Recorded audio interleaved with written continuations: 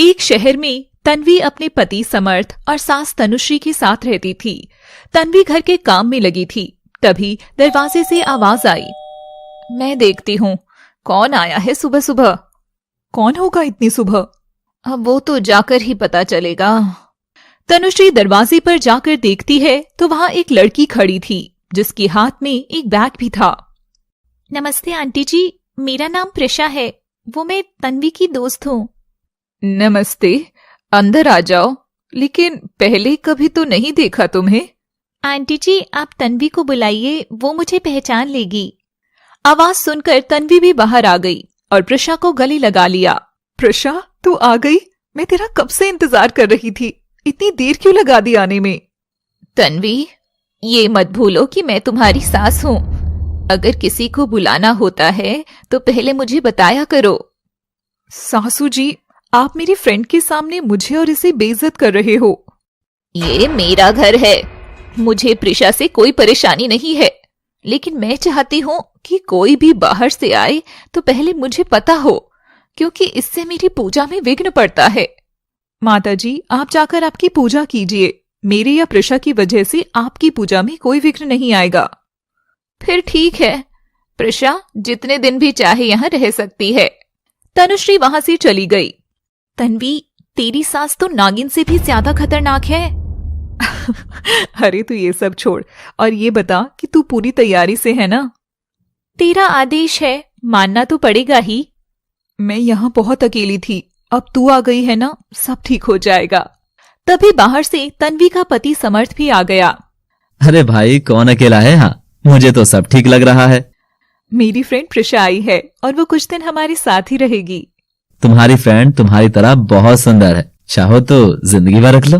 जिंदगी तो तेरी भी पूरी नहीं है। हाँ हाँ जरूर। समर्थ और प्रिशा का आपस में परिचय हो गया और दोनों सोफा पे बैठकर बात करने लगे। लेकिन तनुश्री को ये बिल्कुल भी अच्छा नहीं लग रहा था। ये लड़की अभी अभी आई है और अभी से इतनी बातें कर रही है। मुझे इसके लक्षण कुछ ठीक नहीं लग रहे। इस पर नजर बनाकर रखनी होगी। तनुश्री अपनी पूजा कक्ष में चली गई। ये तनुश्री मुझे इतना क्यों देख रही है? बाय बाय, मैं ऑफिस जा रहा हूँ। समर्थ ऑफिस चला गया। तभी तन्वी उसके पास आई। प्रिशा, तू यहाँ जो करने आई है सिर्फ वो ही कर, ज्यादा फालतू बातों में मत लग। लेकिन किसी को जानना भी तो बहुत जरूरी होता है।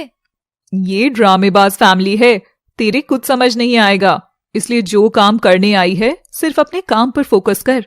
वो दोनों बात कर ही रही थी कि तभी उन्हें तनुश्री के मंत्रों की आवाज आई।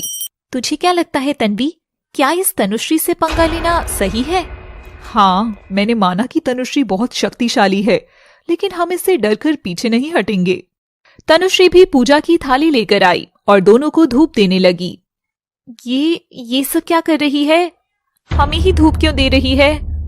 तन्वी, प्रिशा, मैंने तुम दोनों की सलामती के लिए पूजा की है, भगवान का आशीर्वाद ले लो।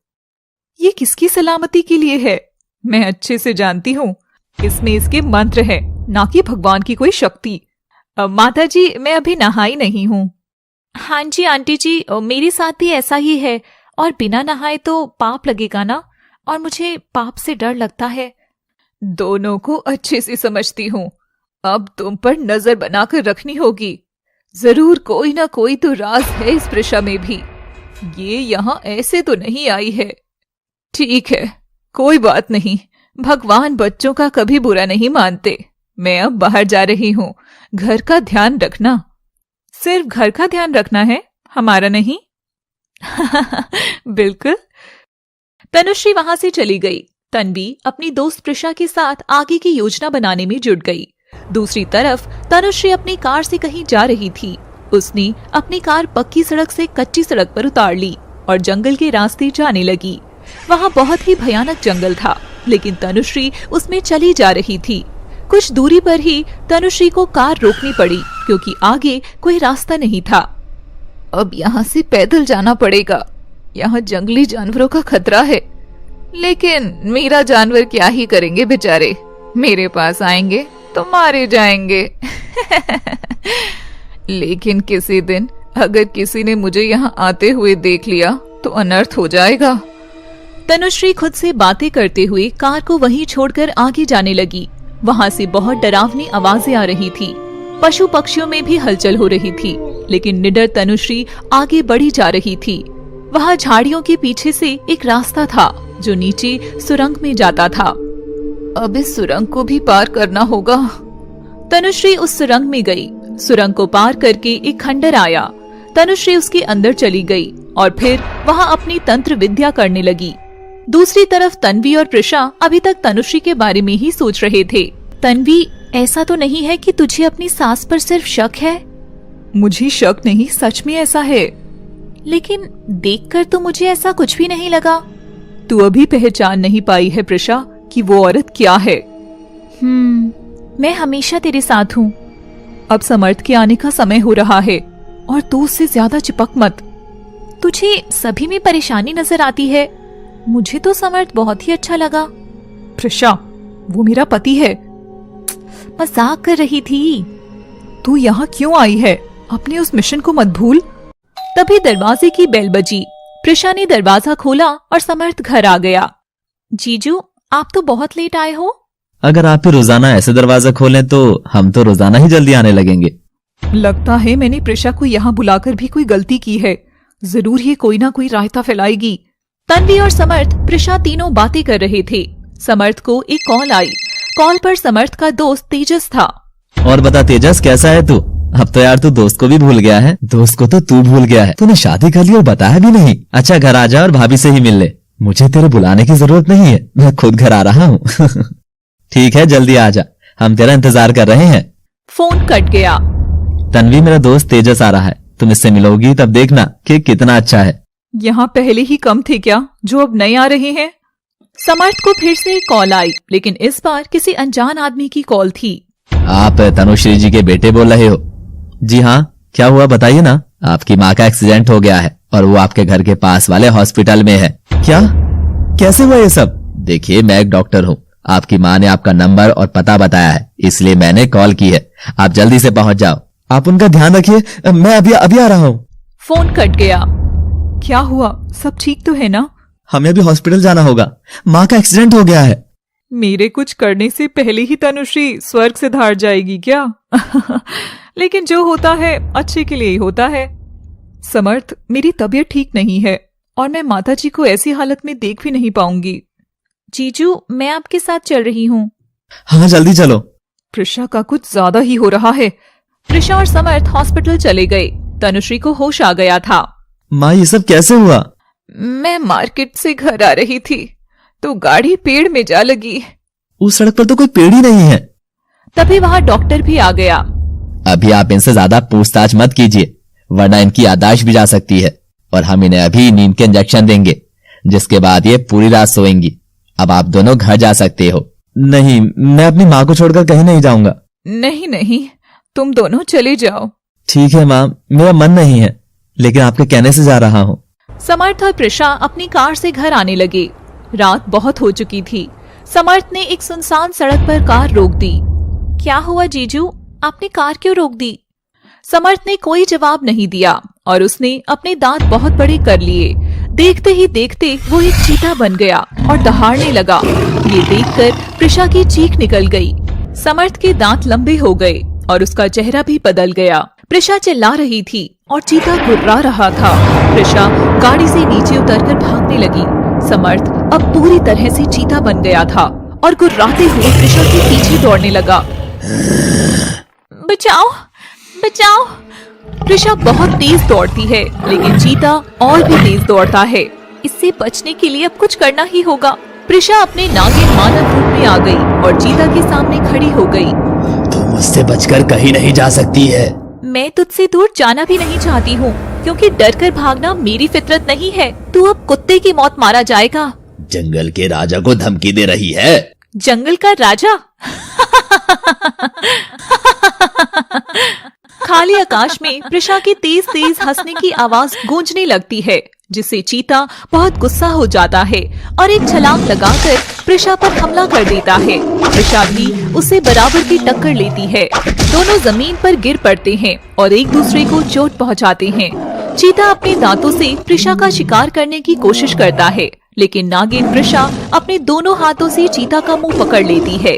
दोनों में बराबर की टक्कर होती है, लेकिन एक बार चीता बाजी मार लेता है। वो प्रिशा का शिकार करने के लिए जैसे ही झपट्टा मारता है, प्रिशा नागिन मानव रूप से नागिन सांप के रूप में आ जाती है और इस बार भी चीते को मुंह की खानी पड़ती है। नागिन इस बार भी बच गई, लेकिन अब नहीं बचेगी। नागिन अपना फन उठाकर खड़ी हो गई और चीता पर वार किया, लेकिन वो पीछे हट गया। इस बार चीता ने भी नागिन को दांतों में दबाने की पूरी कोशिश की, लेकिन नागिन फिसलकर निकल गई। तभी उन्हें दूर से एक गाड़ी आती हुई दिखाई दी। गाड़ी में समर्थ का दोस्त तेजस था। चीता और नागिन गाड़ी की लाइट को देखकर वापस समर्थ और प्रिशा बन गए। दोनों बुरी तरह घायल हो चुके थे। अरे ये तो मेरा दोस्त समर्थ है, और उसके साथ ही लड़की कौन है? तेजस गाड़ी से उतरकर जाता है। समर्थ, तुम यहाँ क्या कर रहे हो, और वो भी इस समय? मैं तो तुम्हारे पास घर ही आ रहा था, तुम मुझे कॉल कर देते, मैं लेने आ जाता। तुम दोनों को इतनी चोटें क्यों लगी हैं? चोट? कहाँ लगी है चोट? कुछ भी तो नहीं लगी। अरे तुम दोनों तो घायल हो, और ये लड़की कौन है? ये प्रिशा है। फिर समर्थ को प्रिशा की चोट दिख जाती है और वो अपने शरीर पर भी खून बहता हुआ देख लेता है। अभी क्या हुआ था यहाँ, और हम दोनों को ये चोट कैसे लगी? मुझे कुछ याद क्यों नहीं आ रहा है। इतना क्या सोच रहे हो, बताओ ना क्या हुआ, कैसे हुआ ये सब? हमारी गाड़ी पेड़ से टकरा गई थी तो थोड़ी चोट लगी है, इसलिए हम रुके हैं। ये कैसे हो सकता है? सब कुछ संभव है, अब घर चलते हैं। समर्थ सब कुछ जानता है, लेकिन उसने कुछ भी सच नहीं बोला और उसने मुझे नागिन रूप में देख लिया है, तो मुझे भी अब चुप और सतर्क रहना होगा। समर्थ, प्रिशा और तेजस तीनों घर पहुंच गए, जहां तन्वी इनका पहले से इंतजार कर रही थी। लेकिन तन्वी का ध्यान भी चोट पर गया। प्रिशा ने उसको भी मनगढ़ंत कहानी सुना दी। सभी सो गए, लेकिन तनुश्री की आंखों में नींद नहीं थी। तनुश्री हॉस्पिटल से खंडर पहुंच चुकी थी, जहां एक बहुत ही डरावना तांत्रिक कालीसुर काली माता की विशाल मूर्ति के सामने बैठकर तंत्रों की सिद्धि कर रहा था। उसके बराबर में एक भैंसा बैठा था। तनुश्री उसके सामने बैठी थी। तनुश्री, मैं देख सकता हूँ कि तुम्हारे घर में क्या चल रहा है। गुरुजी, मैं डरती हूँ कि मेरी सच्चाई बेटे और बहू के सामने ना आ जाए, नहीं तो तुम कालीसुर के सानिध्य में रहकर बहुत ही तेज और समझदार हो गई हो। जी गुरुजी। अगर तुम्हें अपने लक्ष्य में कामयाबी चाहिए तो जो भी मैं बता रहा हूँ तुम्हें वो करना होगा। गुरुजी, मैं इतने वर्षों से आंख बंद करके जो भी कर रही हूँ वो सब मेरे लक्ष्य की प्राप्ति के लिए ही कर रही हूँ। मेरा आशीर्वाद सदैव तुम पर बना रहेगा। गुरुजी, अब वापस हॉस्पिटल लौटने की आज्ञा दीजिए। तनुश्री अपने गुरुजी से आज्ञा लेकर वापस हॉस्पिटल में एडमिट हो गई। अगली सुबह, तुम्हारी चोट तो अब तक ठीक नहीं हुई है, मैं हल्दी लगा देती हूँ। हल्दी रहने दो, दवाई से ठीक हो जाएगी। हल्दी भी एक घरेलू दवाई है, तुम रुको, मैं प्रिशा से मंगा लेती हूँ। प्रिशा, एक कटोरी में हल्दी का लेप बना लाओ। हाँ, अभी ला रही हूँ।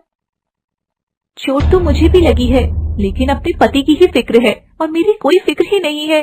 प्रिशा लेप बनाती है और तन्वी को लाकर देती है। मैंने बहुत अच्छे से लेप बनाया है, इससे जल्दी चोट ठीक हो जाएगी। तन्वी ने समर्थ की चोट पर लेप लगाया, लेकिन समर्थ दर्द से करहाने लगा। ये क्या लगा दिया? हल्दी से इतना जल क्यों रहा है? शायद चोट की वजह से जल रहा होगा, थोड़ी देर में ठीक हो जाएगा। ये देखकर प्रिशा धीरे से मुस्कुराई। प्रिशा ने रसोई में जाकर एक कटोरी में हल्दी डाल दी। ये इच्छाधारी चीता सब कुछ जानते हुए भी इतना सीधा बन रहा है। मुझे ही चोट पहुंचाकर मुझसे ही मरण की उम्मीद लगाकर बैठा है बेचारा। अब देख तुझे कितना रुलाती हूँ। प्रिशा ने हल्दी के साथ पीला मिर्च पाउडर भी मिला दिया और लेप बनाकर बाहर ले आई। तन्वी, मैं ये जाकर अभी हटा रहा हूँ। मैं अब और इसे अपनी चोट पर नहीं रख सकता। ये चोट पर नमक छिड़कने जैसा है। ठीक है, तुम इसे हटा दो। बेचारा अभी भी नमक के पीछे पड़ा है, हमने तो चोट पर मिर्च ही छिड़क दी है। प्रिशा, मैं बाहर जाकर अभी आ रही हूँ। ठीक है, मैं तब तक आपके अपनों का ख्याल रखूंगी। तभी वहाँ तेजस आ गया। भाभी, समर्थ तो मुझे अब कहीं लेकर नहीं जाएगा, इसलिए आप ही थोड़ा बाहर अपने साथ ले चलो। अरे क्यों नहीं, जरूर चलो। तेजस और तन्वी दोनों बाहर चले गए। समर्थ अपने कमरे में था। अब इस समर्थ से निपटना होगा। आखिरकार अपना रात का बदला जो लेना है। अब देखती हूँ इसे कौन बचाएगा। प्रिशा समर्थ के कमरे में गई। समर्थ बाथरूम में अपना चेहरा धोकर शीशे में मुंह देख रहा था। तभी पीछे से प्रिशा जाकर खड़ी हो गई। समर्थ ने चौंक कर पीछे देखा। प्रिशा, तुम यहाँ? क्यों, आ नहीं सकती? नहीं, तुम्हारा घर है, जहाँ मर्जी घूमो। समर्थ रात की लड़ाई पूरी करते हैं। किसकी लड़ाई? ज्यादा भोले बनने की कोशिश मत करो, तुम सब कुछ जानते हो। मुझे कुछ याद नहीं है, तुम बताओ क्या हुआ था रात में? मैं तुम्हें तभी बाहर से तेजस की आवाज आती है। हम कार की चाबी ले जाना भूल गए थे, मैं चाबी लेने आया हूँ। हम दोनों भी तुम्हारे साथ चल रहे हैं, हॉस्पिटल भी चलेंगे। ठीक है चलो। आज तो बच गया, लेकिन हमेशा नहीं बचेगा। चारों मिलकर अपनी माँ तनुश्री के पास हॉस्पिटल गए, जहाँ तनुश्री बहुत ही गंभीर अवस्था में होने का नाटक कर रही थी। समर्थ, तेजस और तन्वी तनुश्री का हालचाल ले रहे थे, लेकिन प्रिशा बाहर खड़ी थी। तुम सभी ज्यादा चिंता मत करो, मैं जल्दी स्वस्थ होकर तुम्हारे पास आ जाऊंगी। प्रिशा मुझसे मिलने नहीं आई? आई है ना माँ, वो बाहर खड़ी है। प्रिशा को मेरे पास भेज दो, मुझे भी उस बच्ची से मिलना है। कितनी प्यारी है वो। अब तो प्रिशा मेरे दिल और दिमाग पर छा गई है। हाँ माँ जी, प्रिशा बहुत प्यारी है। तीनों बाहर चले गए और प्रिशा को अंदर भेज दिया। नमस्ते आंटी जी, अब आपकी तबीयत कैसी है? तबीयत? कोई बात नहीं आंटी जी, आप जल्द ही ठीक हो जाओगी। आंटी जी, अभी आपने ही मुझे मिलने के लिए बुलाया था, लेकिन आप कुछ बोल ही नहीं रही हो। मैं तुमसे अच्छे से बात करूंगी, लेकिन थोड़ा धैर्य रखो। ठीक है आंटी जी, मैं आपके पास बैठ जाती हूँ। प्रिशा तनुश्री के पास ही बैठ गई। तनुश्री प्रिशा को गुस्से से देख रही थी। क्या हुआ आंटी जी, आप मुझे ऐसे क्यों देख रहे हो? प्रिशा, अपने बारे में कुछ बताओ, कहाँ रहती हो, क्या करती हो? आंटी जी, मैं तन्वी की बचपन की दोस्त हूँ ना, तो मैं सब कुछ जानती हूँ, इसलिए कुछ मत छुपाओ।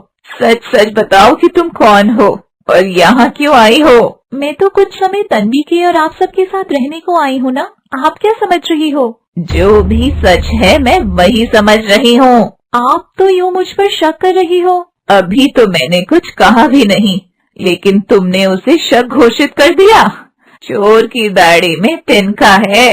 मेरी दाढ़ी ही नहीं है आंटी। मेरी बात को टालने की कोशिश मत करो, मैं सारा सच जानती हूँ। क्या जानती हो आप? यही कि तू एक नागिन है। तनुश्री के मुंह से ये शब्द सुनकर प्रिशा के होश उड़ गए। हाँ, इसे कैसा पता चल गया? अगर इसने मेरा सच सभी को बता दिया तो मेरा क्या होगा? अब चुप बैठने से काम नहीं चलेगा। क्या हुआ, किस सोच में पड़ गई हो? मैं सच कह रही हूँ ना, मुझे इसी दिन का इंतजार था। इंतजार तो मुझे भी तेरा था, लेकिन तू इतनी डरपोक निकलेगी ये मैंने सोचा नहीं था। ये हॉस्पिटल बेड नहीं है, बल्कि तेरी मौत तैयार हो रही है। वो तो वक्त ही बताएगा कि कौन किसकी मौत है। मैं तुझे चुनौती देती हूँ कि तू मेरा कुछ भी नहीं बिगाड़ सकती है। अभी तू मेरे बारे में जानती ही क्या है? तू एक मामूली सी नागिन है और इससे ज्यादा जानने की मुझे कोई जरूरत नहीं है। ये भी अच्छा है कि तू पहले से ही सब जानती है। अब मैं तुझे और भी अच्छे से मारूंगी, क्योंकि मेरा जहर तू झेल नहीं पाएगी। प्रिशा को गुस्सा आ गया और उसने एक तकिया उठाकर तनुश्री के मुंह पर रख दिया। तुझे क्या लगता है मैं इस तकिए से डर जाऊंगी? प्रिशा उसको गुस्से से देखती है और तकिए से उसका मुंह और गला दबाती है। तभी अचानक बाहर से समर्थ आ गया। प्रिशा घबराकर पीछे देखती है। प्रिशा, जी। अरे क्या हुआ? तुम? प्रिशा घबराहट के कारण कुछ बोल नहीं पाई। तभी तनुश्री बोल पड़ी। समर्थ, तुम लोगों को घर कब जाना है? मैं अब ठीक हूँ और तुम्हारे साथ ही घर चल रही हूँ। प्रिशा ने चौंक कर पीछे देखा। तनुश्री मुस्कुराने लगी। आई होप समर्थ ने कुछ नहीं देखा हो, लेकिन तनुश्री आंटी ने तो मुझे आज बचा ही लिया, नहीं तो न जाने अभी क्या होता। सारा प्लान मिट्टी में मिल जाता। माँ, मैं अभी आता हूँ। समर्थ इतना कहकर बाहर चला गया। तनुश्री का चेहरा गुस्से से लाल हो गया। सॉरी आंटी जी, मैंने आपसे झगड़ा किया, लेकिन आपने आज मुझे बचा लिया। Thank you. अब ये ज्यादा सेंटिमेंटल होना बंद करो। मैंने तुम पर दया करके नहीं बचाया है, बल्कि मैं ये खेल लंबा खेलना चाहती हूँ, इसलिए बचाया है। आंटी जी, फिक्र मत करो, अब तुम्हारे साथ ही चल रही हूँ। एक ही छत के नीचे रहेंगे तो ज्यादा अच्छा है। समर्थ और तन्वी और तेजस भी वहाँ आ गए। माँ और प्रिशा के बीच कितना प्रेम है। हाँ, मेरा तो मन ही नहीं है कि प्रिशा अब यहाँ से वापस जाए। सभी लोग खुशी खुशी घर चले गए। शाम को तन्वी ने बहुत अच्छा खाना बनाया। सभी लोग खाना खाने के लिए बैठ गए। अरे वाह, आज कुछ स्पेशल है क्या? आज माँ ठीक होकर घर आई है, तो कुछ तो स्पेशल होना ही था।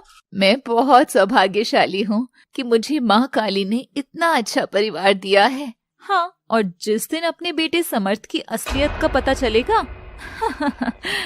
अच्छा, अब मुझसे इंतजार नहीं हो रहा, जल्दी से खाना सर्व कर दो। तन्वी सभी को खाना सर्व करती है। खाना देखकर समर्थ उदास हो गया। अब तुम्हें क्या हुआ? मैं गाजर का हलवा नहीं खाता हूँ। सॉरी डियर, मुझे नहीं पता था। कोई बात नहीं तन्वी, धीरे धीरे तुम समर्थ के बारे में सब जान जाओगी। समर्थ को मूंग दाल का हलवा बहुत पसंद है। मैं भी यही चाहती हूँ कि तन्वी जल्द से जल्द समर्थ को जान जाए। हाँ प्रिशा, हम सब जल्द ही तुमको भी जान जाएंगे। जी, आप सभी कंटिन्यू कीजिए, मैं तब तक मूंग दाल का हलवा बनाकर लाती हूँ। तन्वी को कुछ ज्यादा ही प्यार आ रहा है। तन्वी किचन में चली गई, समर्थ के लिए हलवा लेकर आ गई। डिनर करके सभी सोने चले गए, लेकिन प्रिशा वहीं बैठी रही। यह देख तेजस भी वहीं रुक गया। प्रिशा, क्या तुम्हें आज सोना नहीं है? इससे किसी को क्या ही फर्क पड़ता है। तुम आजकल दुखी और चुप रहती हो, क्या हुआ? सब ठीक है ना? ओ हेलो, तुम्हें आए हुए आज एक ही दिन हुआ है, तो अपना दिमाग ज्यादा मत चलाओ। मैं हमेशा ऐसे ही रहती हूँ। तुम्हारे दोस्त नहीं है क्या? ये चाहता क्या है? ये मुझे क्यों परेशान कर रहा है? नहीं, मेरे दोस्त नहीं है और मैं दोस्त बनाती भी नहीं हूँ। कुछ हम जैसे दोस्त बना लीजिए जो तुमको सिर्फ हंसाएंगे। जरूरत नहीं है, अब मैं सोने जा रही हूँ। प्रिशा अपने कमरे में चली गई, लेकिन उसे नींद नहीं आ रही थी। दूसरी तरफ तनुश्री भी बेचैन थी। तनुश्री काले कपड़े पहनकर पीछे वाले रास्ते से चुपचाप बाहर निकल गई। मुझे जल्द से जल्द खंडर पहुंचना होगा। तनुश्री ने कार स्टार्ट की और खंडर जाने के लिए निकल गई। प्रिशा अपनी खिड़की पर खड़ी थी, तभी उसने देखा कि तनुश्री कहीं जा रही है। ये तनुश्री इतनी रात में कहाँ जा रही है और इसने ये काले कपड़े क्यों पहने हुए हैं? मुझे इसका पीछा करना होगा। प्रिशा भी पीछे के रास्ते से बाहर गई और अपनी कार से तनुश्री का पीछा करना शुरू कर दिया। तनुश्री बहुत तेज स्पीड से कार चला रही थी। प्रिशा भी उसका पीछा नहीं छोड़ रही थी। तभी तनुश्री को शक हुआ कि कोई उसका पीछा कर रहा है। तनुश्री ने पीछे देखा, मेरा शक सही था, प्रिशा ही मेरा पीछा कर रही है। अब मुझे अपना प्लान बदलना होगा। तनुश्री ने गाड़ी दूसरे रास्ते के लिए मोड़ दी और प्रिशा ने भी अपनी गाड़ी तनुश्री के पीछे ही मोड़ दी।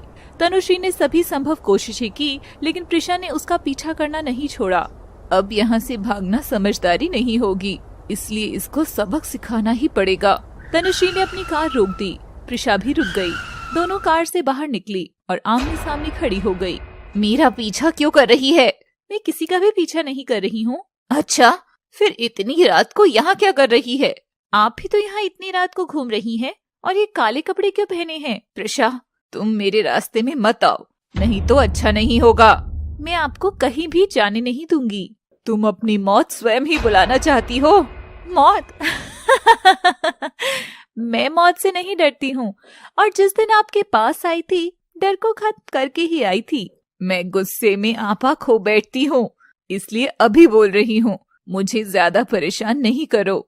मैं यहाँ से कहीं भी नहीं जाऊंगी। तनुश्री को गुस्सा आ गया और उसने अपने तंत्र विद्या की शक्ति से अपने मुंह से आग प्रिशा की ओर भेजी, लेकिन प्रिशा ने भी उस आग को बीच में ही रोक दिया और नागिन मानव रूप में आ गई।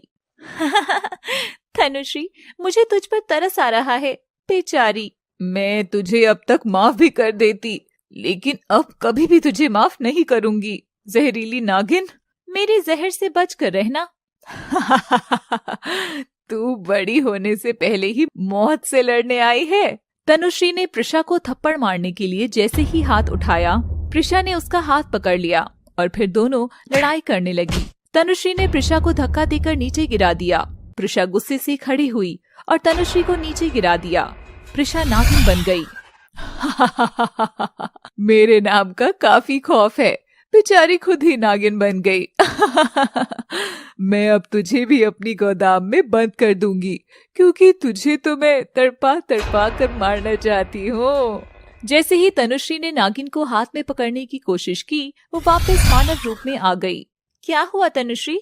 तेरे सारे अरमानों पर पानी फिर गया।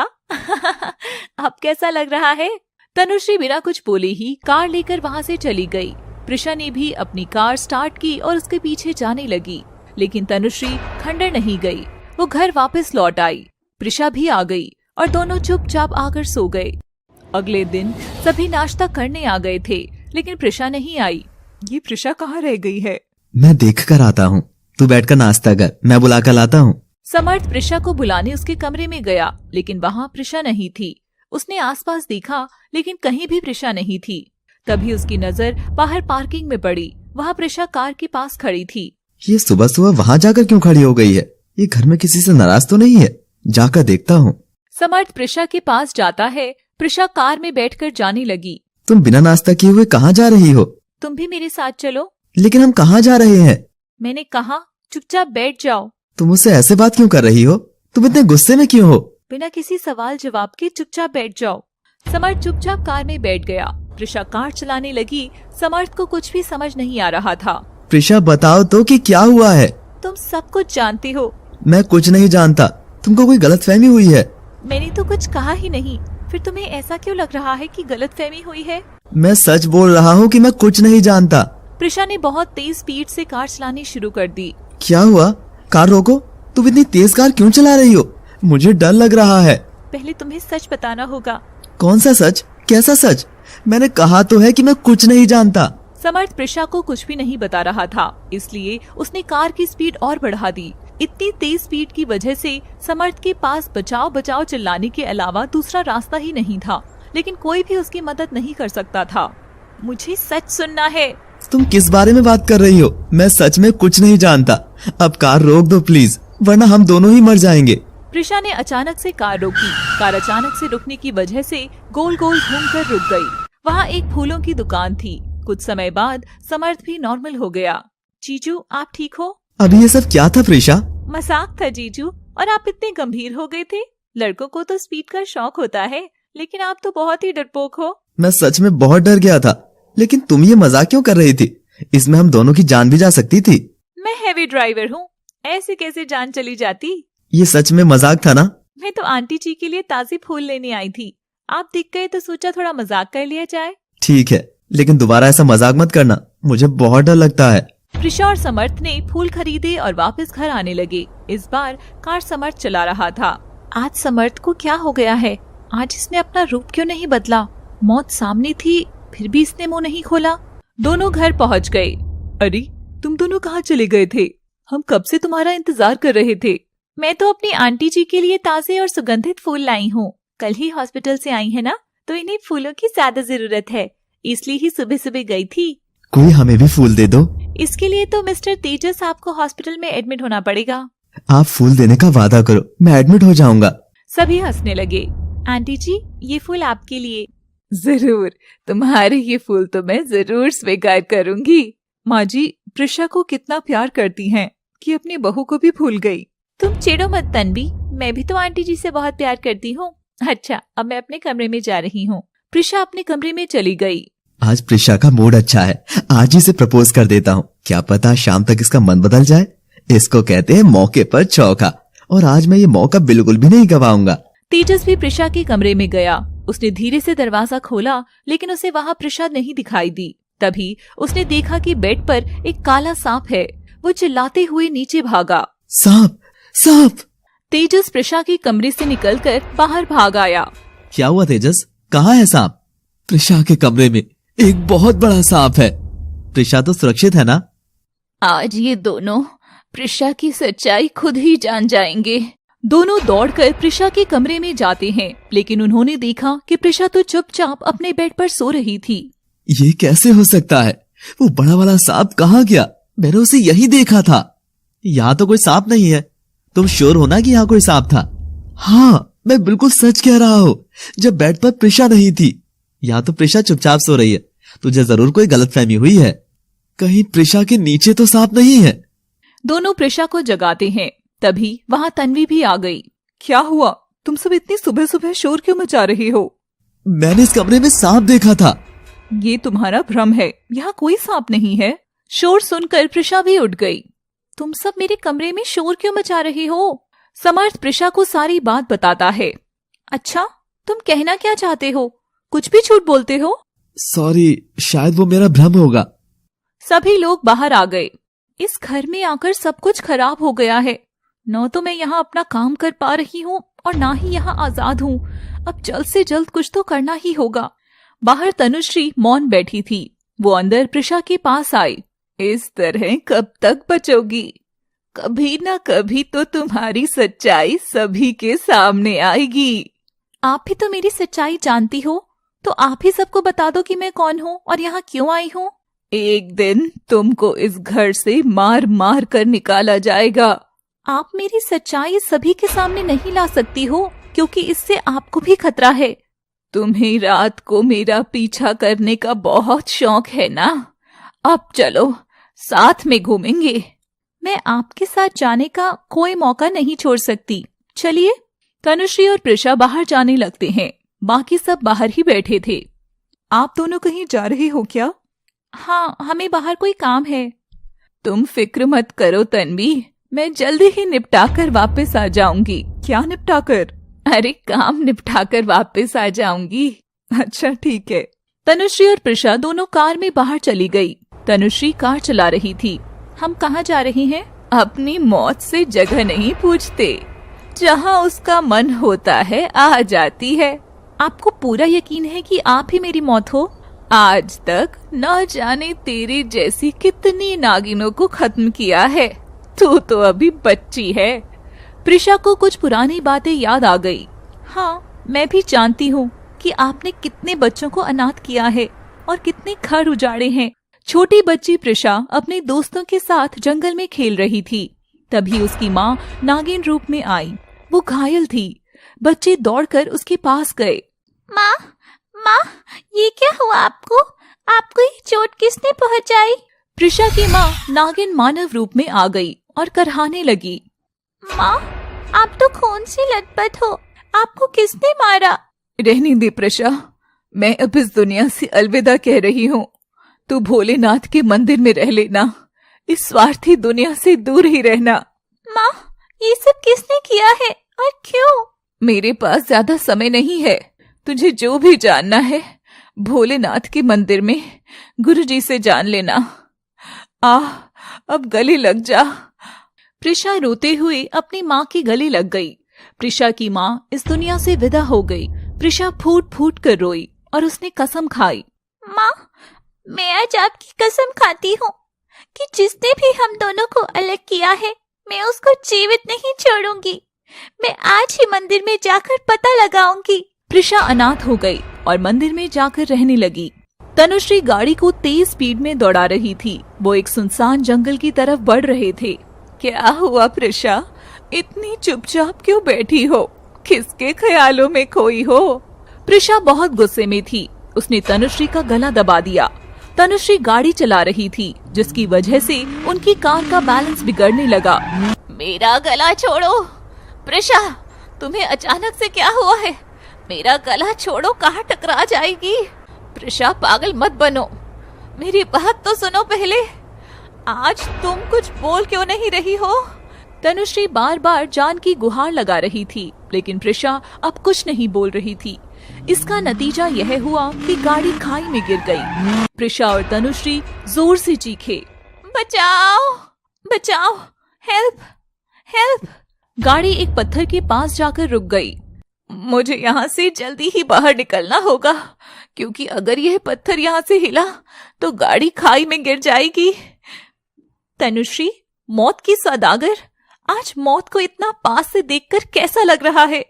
मैं यहाँ नहीं मर सकती। तू अभी बच्ची है। मेरे मरने का तू सिर्फ ख्वाब देख सकती है, मुझे मार नहीं सकती। हाँ। अगर आज यहाँ से ये गाड़ी नीचे गिरी तो दोनों ही नीचे गिरेंगे। हाँ। मौत सामने थी, फिर भी तनुश्री और प्रिशा एक दूसरे को नीचा दिखाने में लगे थे। उन्हें मौत की कोई परवाह ही नहीं थी। जबकि दूसरी तरफ कालीसुर काली माता को मनाने में लगा था। उसका खंडर तंत्र साधनाओं की आंख से चमक रहा था। तभी कालीसुर ने देखा कि तनुश्री किसी चिंता में है। उसने अपनी आंखें बंद की और तनुश्री को देखा। आज तनुश्री भी इस प्रेषा की कैद में आ गई। मैंने पहले ही कहा था कि इस प्रेषा का खेल खत्म कर दो। इस छोटी सी गलती की वजह से हमें बहुत नुकसान उठाना पड़ सकता है। मैं अपने लक्ष्य से दूर होता जा रहा हूँ। तनुश्री हर बार अपने घमंड में गलती कर देती है, जिसका खामियाजा मुझे भुगतना पड़ता है। अब मुझे इसकी मदद करनी होगी। कालीसुर ने तंत्र साधना शुरू की और हवन कुंड से एक नागिन को निकाला। तुम्हारा नाम आज से मेघा है। जी गुरुजी। तुम मेरी कैद में अभी भी हो, तो ध्यान रहे, ज्यादा चालाकी करने की कोशिश मत करना, वरना तुम वहीं भस्म हो जाओगी। जी गुरुजी, मैं आपको धोखा नहीं दूंगी। कालीसुर मेघा को तनुश्री और प्रिशा के बारे में सारी बात बताता है। गुरुजी, मुझे सब समझ आ गया है, अब मैं जा रही हूँ, तनुश्री को जिंदा वापस लाऊंगी। सिर्फ तनुश्री को ही नहीं, बल्कि प्रिशा को मौत के घाट उतार कर वापस आना है।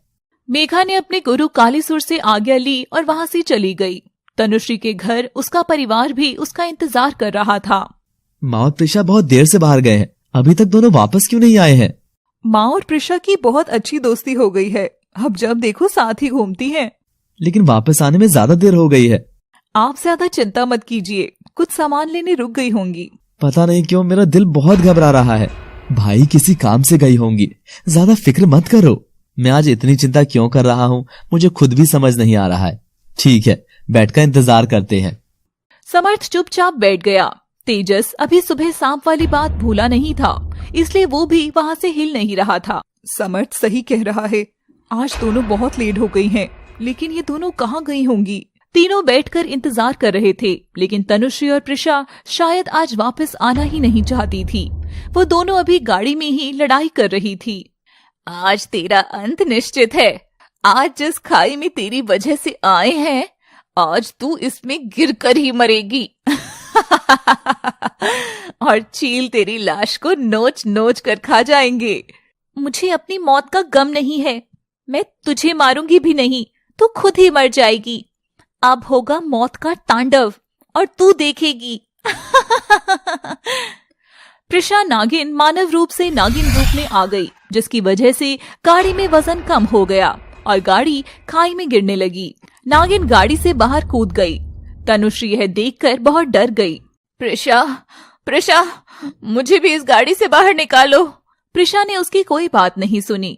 शायद अब अपने तंत्र मंत्र का प्रयोग करके ही इस आफत से बचा जा सकता है।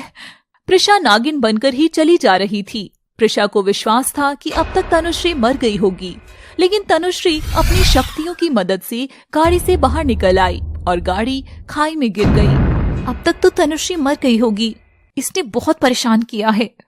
नागिन चली जा रही थी, तभी उसके सामने तनुश्री आकर खड़ी हो गई। नागिन यह देखकर चौंक गई, क्योंकि वो तनुश्री के मरने के ख्वाब सजा चुकी थी, जिन्हें तनुश्री ने तोड़ दिया। प्रिशा ने वहां से चुपचाप जाना ही सही समझा और वो जाने लगी, लेकिन तनुश्री ने उसे ललकार दिया। क्या हुआ, अब डर कर भाग रही हो? प्रिशा नागिन मानव रूप में आ गई। मैं अब घर जा रही हूँ और लड़ाई का मेरा बिल्कुल भी मन नहीं है। जब डर जाते हैं तो ऐसे ही भागते हैं। मैं किसी से नहीं डरी हूँ, लेकिन मैं अब लड़ना नहीं चाहती हूँ। प्रिशा को डरी हुई समझकर तनुश्री ने उस पर हमला कर दिया। प्रिशा को भी गुस्सा आ गया। उसने तनुश्री को बराबर जवाब दिया। दोनों में बराबर की लड़ाई चल रही थी, लेकिन तभी प्रिशा के कब्जे में तनुश्री की गर्दन आ गई। प्रिशा उसका गला दबाने लगी। तभी पीछे से कालीसुर के द्वारा भेजी गई नागिन मेघा वहां पहुंच गई। उसने धक्का देकर प्रिशा को नीचे गिरा दिया। मुझे गुरुजी ने भेजा है और मेरा नाम मेघा है। धन्यवाद मेघा, तुम सही समय पर आ गई हो। प्रिशा को मौत के घाट उतारना है, इसलिए मेरा आना जरूरी था। अब क्या करोगी प्रिशा रानी, अब तो तुम्हें मेघा नागिन रूप में आ गई। यह देखकर प्रिशा भी नागिन बन गई। मेघा और प्रिशा आपस में लड़ने लगी। दोनों की खूब लड़ाई हुई, लेकिन प्रिशा मेघा को हरा नहीं पा रही थी, तो वो वापस नागिन मानव रूप में आ गई। मेघा भी नागिन मानव रूप में आ गई। प्रिशा को गला दबाकर मारना बहुत पसंद है, इसलिए आज इसको ऐसी ही मौत देंगे। तनुश्री और मेघा ने प्रिशा को पकड़ लिया और उसका गला दबाने लगी। प्रिशा बार बार बचने की कोशिश कर रही थी, लेकिन उसने उसे नहीं छोड़ा। प्रिशा को खांसी आने लगी और उसकी जीभ बाहर आने लगी। तनुश्री उसका गला दबा रही थी। तभी वहां एक लड़की आई, जिसने चेहरे पर मास्क लगाया हुआ था। बाल बिखरे हुए थे, आंखें लाल थी। वो प्रिशा को बचाने आई और उसने अपनी आंखों की रोशनी से तनुश्री और मेघा के ऊपर वार किया, जिससे वो दोनों दूर जाकर गिरी। तीनों उस नई लड़की को देखने लगे। इसे किसने भेजा है? ये भी हमारी दुश्मन है। अब दोनों को मारना बहुत जरूरी है। हाँ, इनको सबक सिखाना ही पड़ेगा। प्रिशा चुपचाप खड़ी थी। नई लड़की वहाँ से जाने लगी। रुको, तुम यहाँ से ऐसे नहीं जा सकती हो। मेरा रास्ता मत रोको और मुझे जाने दो, वरना ये तुम्हारे लिए बिल्कुल भी अच्छा नहीं होगा। तुम कौन हो और हमसे क्यों दुश्मनी की है? मैं तुम्हारा काल बनकर आई हूँ। मेरा नाम साक्षी है। ऐसे पर्दे में कब तक छुपोगी? ये मुखौटा चेहरे से हटा दो। तुमको मारने के लिए इसे हटाने की जरूरत नहीं है। यह सुनकर तनुश्री को गुस्सा आ गया और उसने एक फूंक मारी, जिससे वहाँ बहुत तेज हवा चलने लगी। साक्षी ने अपना हाथ ऊपर उठाया और चलती हुई हवा को रोक दिया। यह देखकर सभी आश्चर्य में पड़ गए। हम इसको कमजोर समझने की गलती कर रहे हैं। ये आपसे ज्यादा ताकतवर तो नहीं है। इसके पास भी शक्तियां हैं, ये मैं अच्छे से देख पा रही हूँ, लेकिन ये मेरी बराबरी की नहीं है। इसे तो मैं ही मार दूंगी। साक्षी चुपचाप खड़ी थी। तभी मेघा नागिन बन गई और उसने साक्षी पर वार किया। साक्षी भी नागिन बन गई। दोनों आपस में लड़ने लगे। तनुश्री और प्रिशा भी आपस में लड़ने लगे। तनुश्री ने फिर से प्रिशा का गला दबाने की कोशिश की, लेकिन साक्षी ने तनुश्री को काट लिया। कुछ समय के लिए सभी चुप हो गए, लेकिन तनुश्री जोर जोर से हंसने लगी। मुझे संसार में उपस्थित कोई जहर मार नहीं सकता, फिर तू तो एक मामूली सी नागिन है। मेरे ऊपर सांपों के जहर का कोई असर नहीं होता। यह मेरा वरदान है और जल्द ही मुझे नागमणि मिल जाएगी। वो मेरा दूसरा वरदान होगा।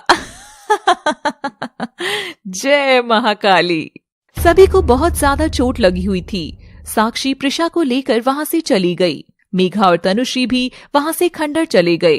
वहाँ कालीसुर बहुत ही गुस्से में इधर से उधर घूम रहा था। तनुश्री और मेघा खंडर के दरवाजे पर जाकर खड़ी हो गई।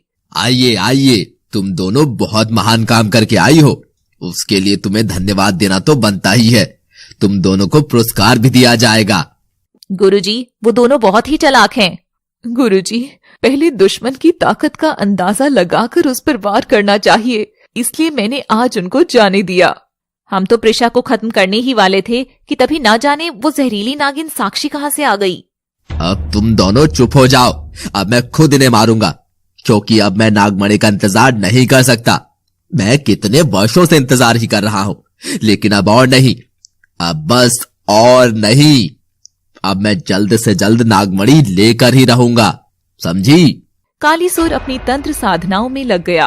अगले दिन सुबह को सभी जग गए, लेकिन तन्वी अभी तक सो रही थी। प्रिशा, तनुश्री और बाकी सभी तन्वी का ही इंतजार कर रहे थे। आज तन्वी इतनी देर तक सोई है? उसकी तबीयत खराब है, मैं उसे दवाई देकर आता हूँ। समर्थ अपने कमरे में चला गया। वो तन्वी का बहुत ध्यान रख रहा था। मैं ही पागल थी जो समर्थ को गलत समझ रही थी। ये कितना अच्छा है और कितना ध्यान रखता है। मैं अब बिल्कुल ठीक हूँ। हाँ, तुम आज आराम करो, घर के काम की चिंता मत करो। समर्थ ये कहकर बाहर चला गया। क्या हुआ तन्वी को? कुछ नहीं, बस हल्का बुखार है। तन्वी के सामने कुछ ज्यादा ही अच्छे बनने की कोशिश की जा रही है। त्रिशा, तुम्हें चोट कैसे लगी है? कल मैं झाड़ियों में फंस गई थी तो लग गई। अच्छा, लेकिन आंटी जी को भी तो चोट लगी है। हाँ, हम दोनों ही फंसे थे। त्रिशा से आगे बात कैसे करूं? अब तो कोई बहाना भी नहीं है। तेजस मन में योजनाएं बनाता रहा। प्रिशा तन्वी के पास चली गई। तन्वी, क्या हुआ? कुछ नहीं, हल्का बुखार है, लेकिन समर्थ बहुत ही अच्छा है।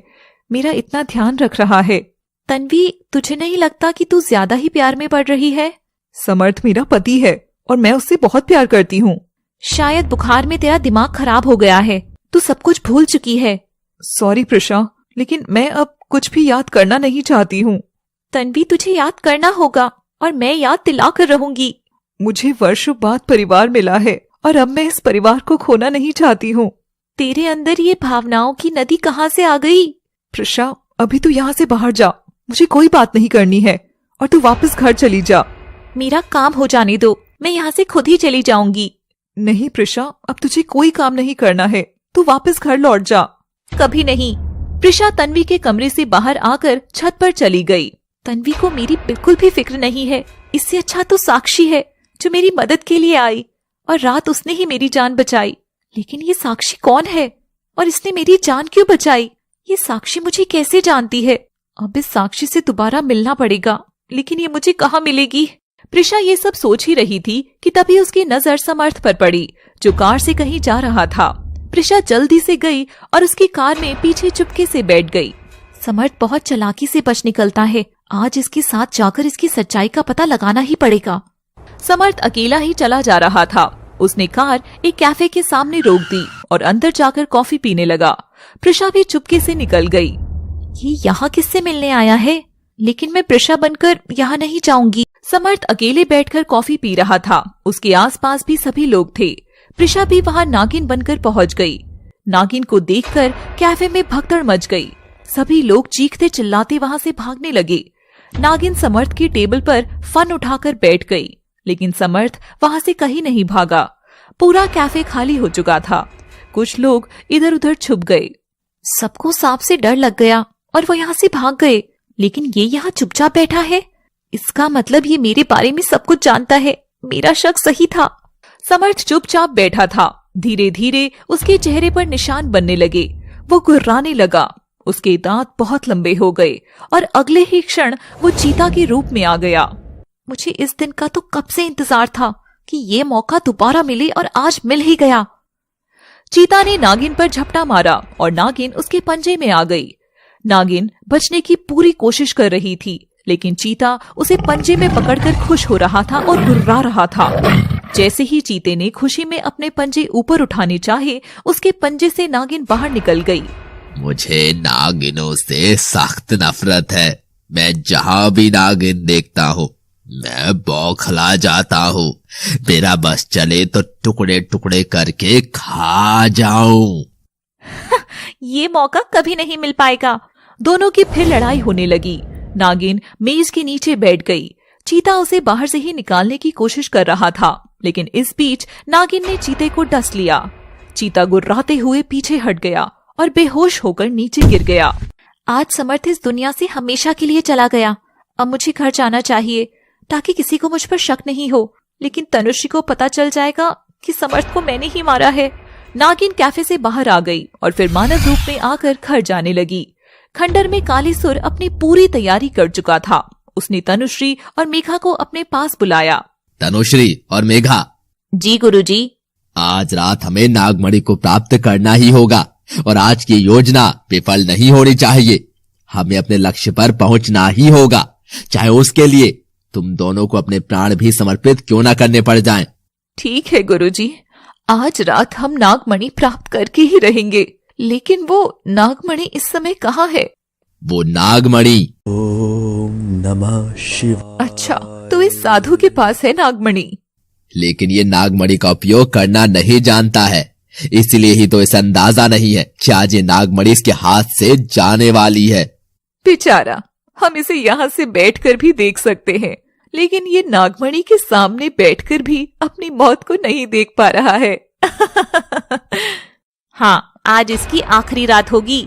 और हो भी क्यों ना, इसने इतना ज्यादा परेशान जो किया है, इसका वर्षों से इंतजार था।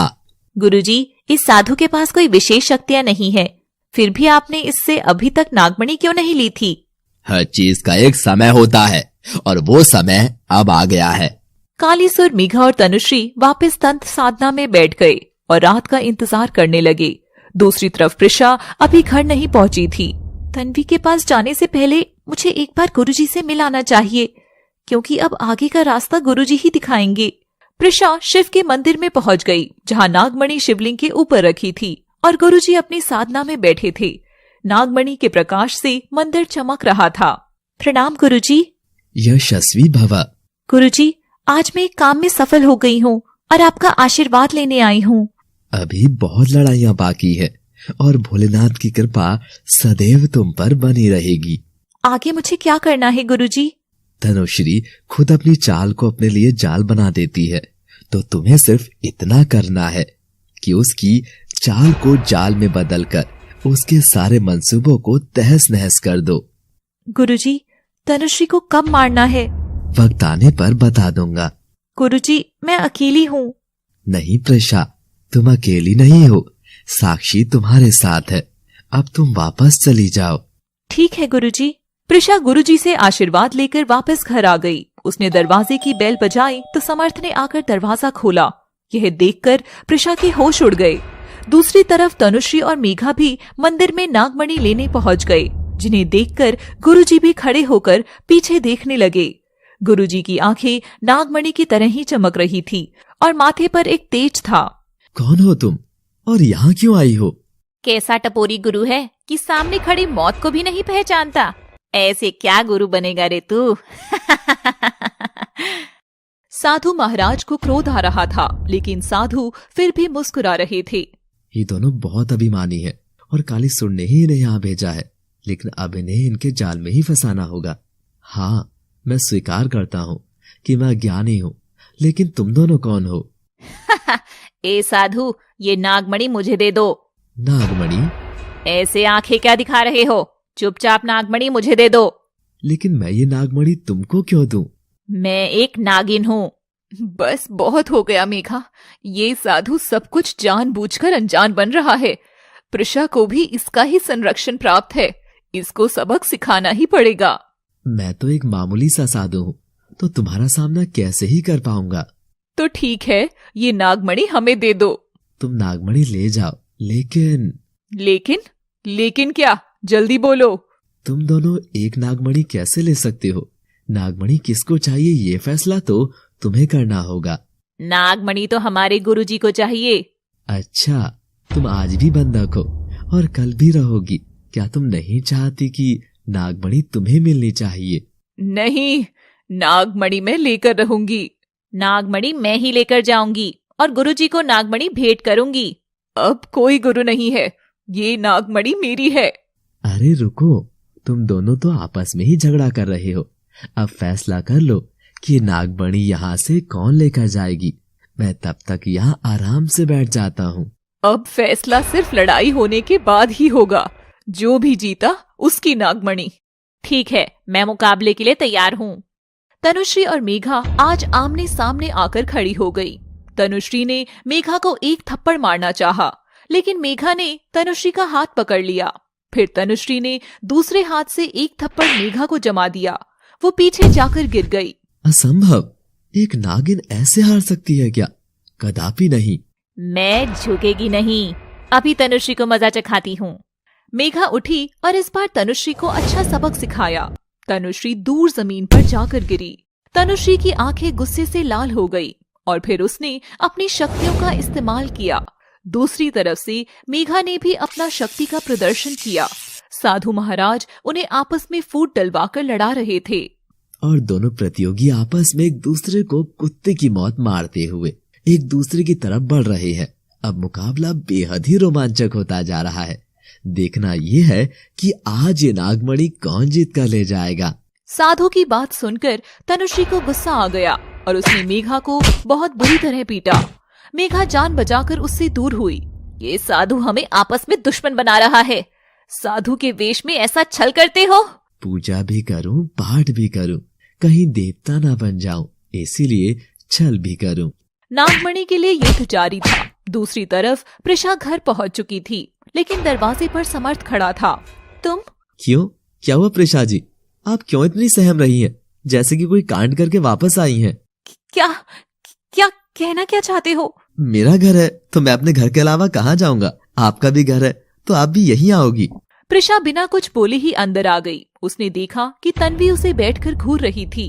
क्या हुआ? तुम मुझे ऐसे क्यों घूर रही है? मुझे तुझसे बात करनी है।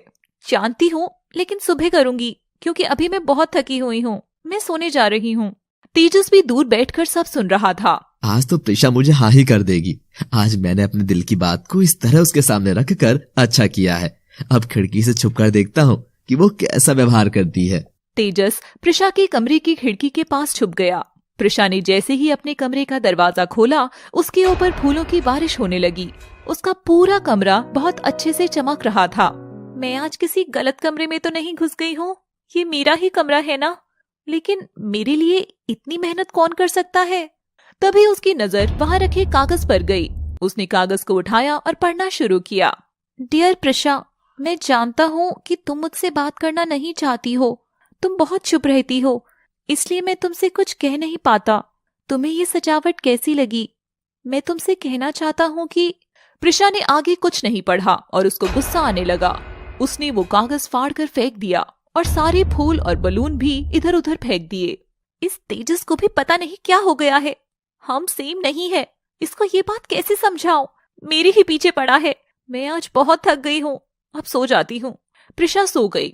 रात हो चुकी थी तो तेजस भी अपने कमरे में जाकर सो गया। दूसरी तरफ तनुश्री और मेघा का युद्ध जारी था। साधु महाराज भी आराम से बैठकर अपना मनोरंजन कर रहे थे। तनुश्री और मेघा, तुम दोनों को जो भी परिणाम निकालना है जल्दी निकालिए, क्योंकि मेरे पास समय कम है। परिणाम तो पूर्व घोषित है। नागमणि मैं ही लेकर जाऊंगी। वर्षों से मैंने नागिन का जहर पी पीकर तपस्या की है। मैं इतनी जल्दी हार मानने वालों में से नहीं हूँ।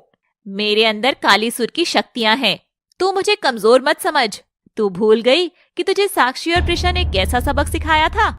तनुश्री और मेघा के बीच अभी नागमणि का फैसला नहीं हो पाया था। वो अभी भी आपस में लड़ने में ही लगी थी, लेकिन आज लड़ाई तनुश्री के घर भी होनी थी। तन्वी प्रिशा के कमरे में आई, लेकिन प्रिशा सो रही थी। प्रिशा रानी, बहुत खेल खेल लिया तुमने। अब तुम्हारा अंत हो जाना ही ठीक है। मैं तुम्हें मारकर ही सांस लूंगी। बहुत घमंड है ना अपनी शक्तियों पर। अब देखते हैं। तन्वी प्रिशा के बेड के पास खड़ी थी। जैसे ही प्रिशा ने करवट बदली, उसने किसी को अपने पास पाकर आंखें खोल ली और वो जल्दी से उठ गई। तन्वी, तुम यहाँ? हाँ, मैं कुछ बात करने आई थी, लेकिन अगर तू सो रही है तो सो जा। मैं कल सुबह बात कर लूंगी। अरे बैठ, बता क्या बात है? कुछ नहीं, माँ जी घर नहीं आई। किसी रिश्तेदार के यहाँ जा रही हैं। ऐसा बोलकर गई हैं, लेकिन ना जाने कहाँ है। रिश्तेदार की यहाँ बोलकर गई है तो वही होंगी ना? हाँ, मुझे कुछ और भी पूछना था। तन्वी, मुझे नींद आ रही है, अब सुबह बात करते हैं।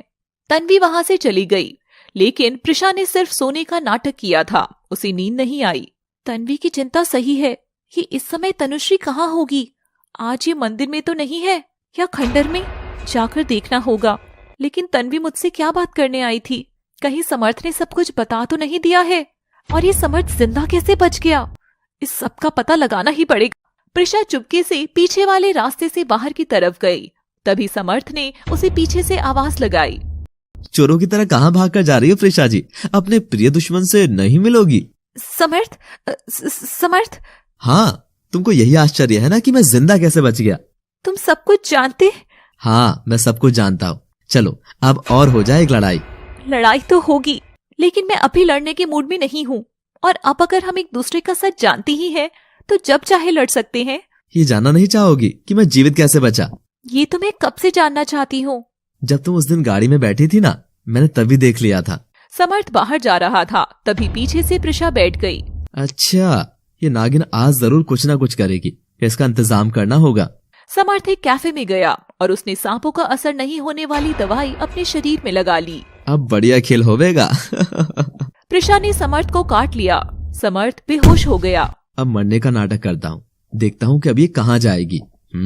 मैं पहले से ही तुम्हारे बारे में सब जानता था। और सुनो, तन्वी सिर्फ मेरी है। उसके मन में मेरे लिए नफरत पैदा मत करो, वरना अच्छा नहीं होगा। तुम भी तन्वी को अपनी सच्चाई बता दो कि तुम चीता हो। तुम अब इस घर से चली जाओ। मैं यहाँ से कहीं नहीं जाने वाली हूँ। कल मैं कुछ नहीं बोलूंगा, लेकिन कल ही तुम्हें ये घर छोड़ना होगा। देखते हैं कोई घर छोड़ेगा या दुनिया। प्रिशा समर्थ की वजह से कहीं भी नहीं जा पाई और वो वापस अपने कमरे में आ गई। दूसरी तरफ तनुश्री और मेघा का ग्रह युद्ध समाप्ति की ओर था, जिसमें मेघा हारते हुए दिखाई दे रही थी और कुछ सेकंड्स में मेघा हार भी गई और वो जान बचाकर कालीसुर के खंडर की तरफ भागी। मेरे सामने अब कुछ मत बोलना। मैं पहले से ही सब जानता हूँ। कालीसुर को धोखा देना इतना आसान नहीं है। गुरुजी, तनुश्री ने धोखा दिया है, अब हम क्या करेंगे? तनुश्री को आज इसकी सजा मिलेगी और मैं खुद उसे अपने हाथों से सजा दूंगा। तनुश्री खून के आंसू रोएगी, खून के। अब हम क्या करेंगे गुरुदेव? अब मेरा हुक्म का इक्का काम आएगा। ये कौन है? लेकिन गुरुजी, वो तो अब नागमणि लेकर जा चुकी होगी। नहीं, ये कभी भी नहीं हो सकता। मेरे हुक्म का इक्का आज काम आएगा। ये कौन है? ये जिन है। कालीसुर ने आंख से एक बोतल निकाली और उसमें से एक छोटे कोने को बाहर निकाला। क्या हुक्म मेरे आका? तनुश्री मणि के हाथ ना लगा पाए। जाओ और जाकर उसे रोको। जो हुक्म मेरे आका। जिन खंडर से मंदिर चला गया। साधु महाराज यह सब देखकर खड़े हुए मुस्कुरा रहे थे। तनुश्री खुशी में पागल हो गई। आज मेरा सपना पूरा हो गया, अब मैं इस दुनिया की मालिक बनूंगी। साधु महाराज ने तनुश्री को नहीं रोका। तनुश्री मंदिर में मणि लेने के लिए आगे बढ़ गई। तभी पीछे से जिन ने आवाज लगाई, रुको। तनुश्री ने पीछे मुड़कर देखा और वो घबरा गई। कौन?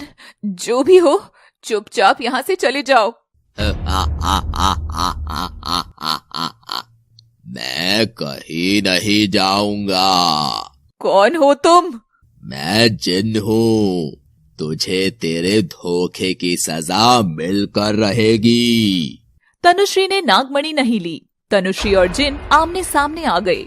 दूसरी तरफ समर्थ और तन्वी कहीं जा रहे थे। तभी प्रिशा ने तन्वी को रोकने की कोशिश की। क्या हुआ तन्वी, इतनी रात में कहाँ जा रही हो? आज समर्थ मुझे बाहर खाने पर लेके जा रहे हैं। लेकिन इतनी रात को ही क्यों?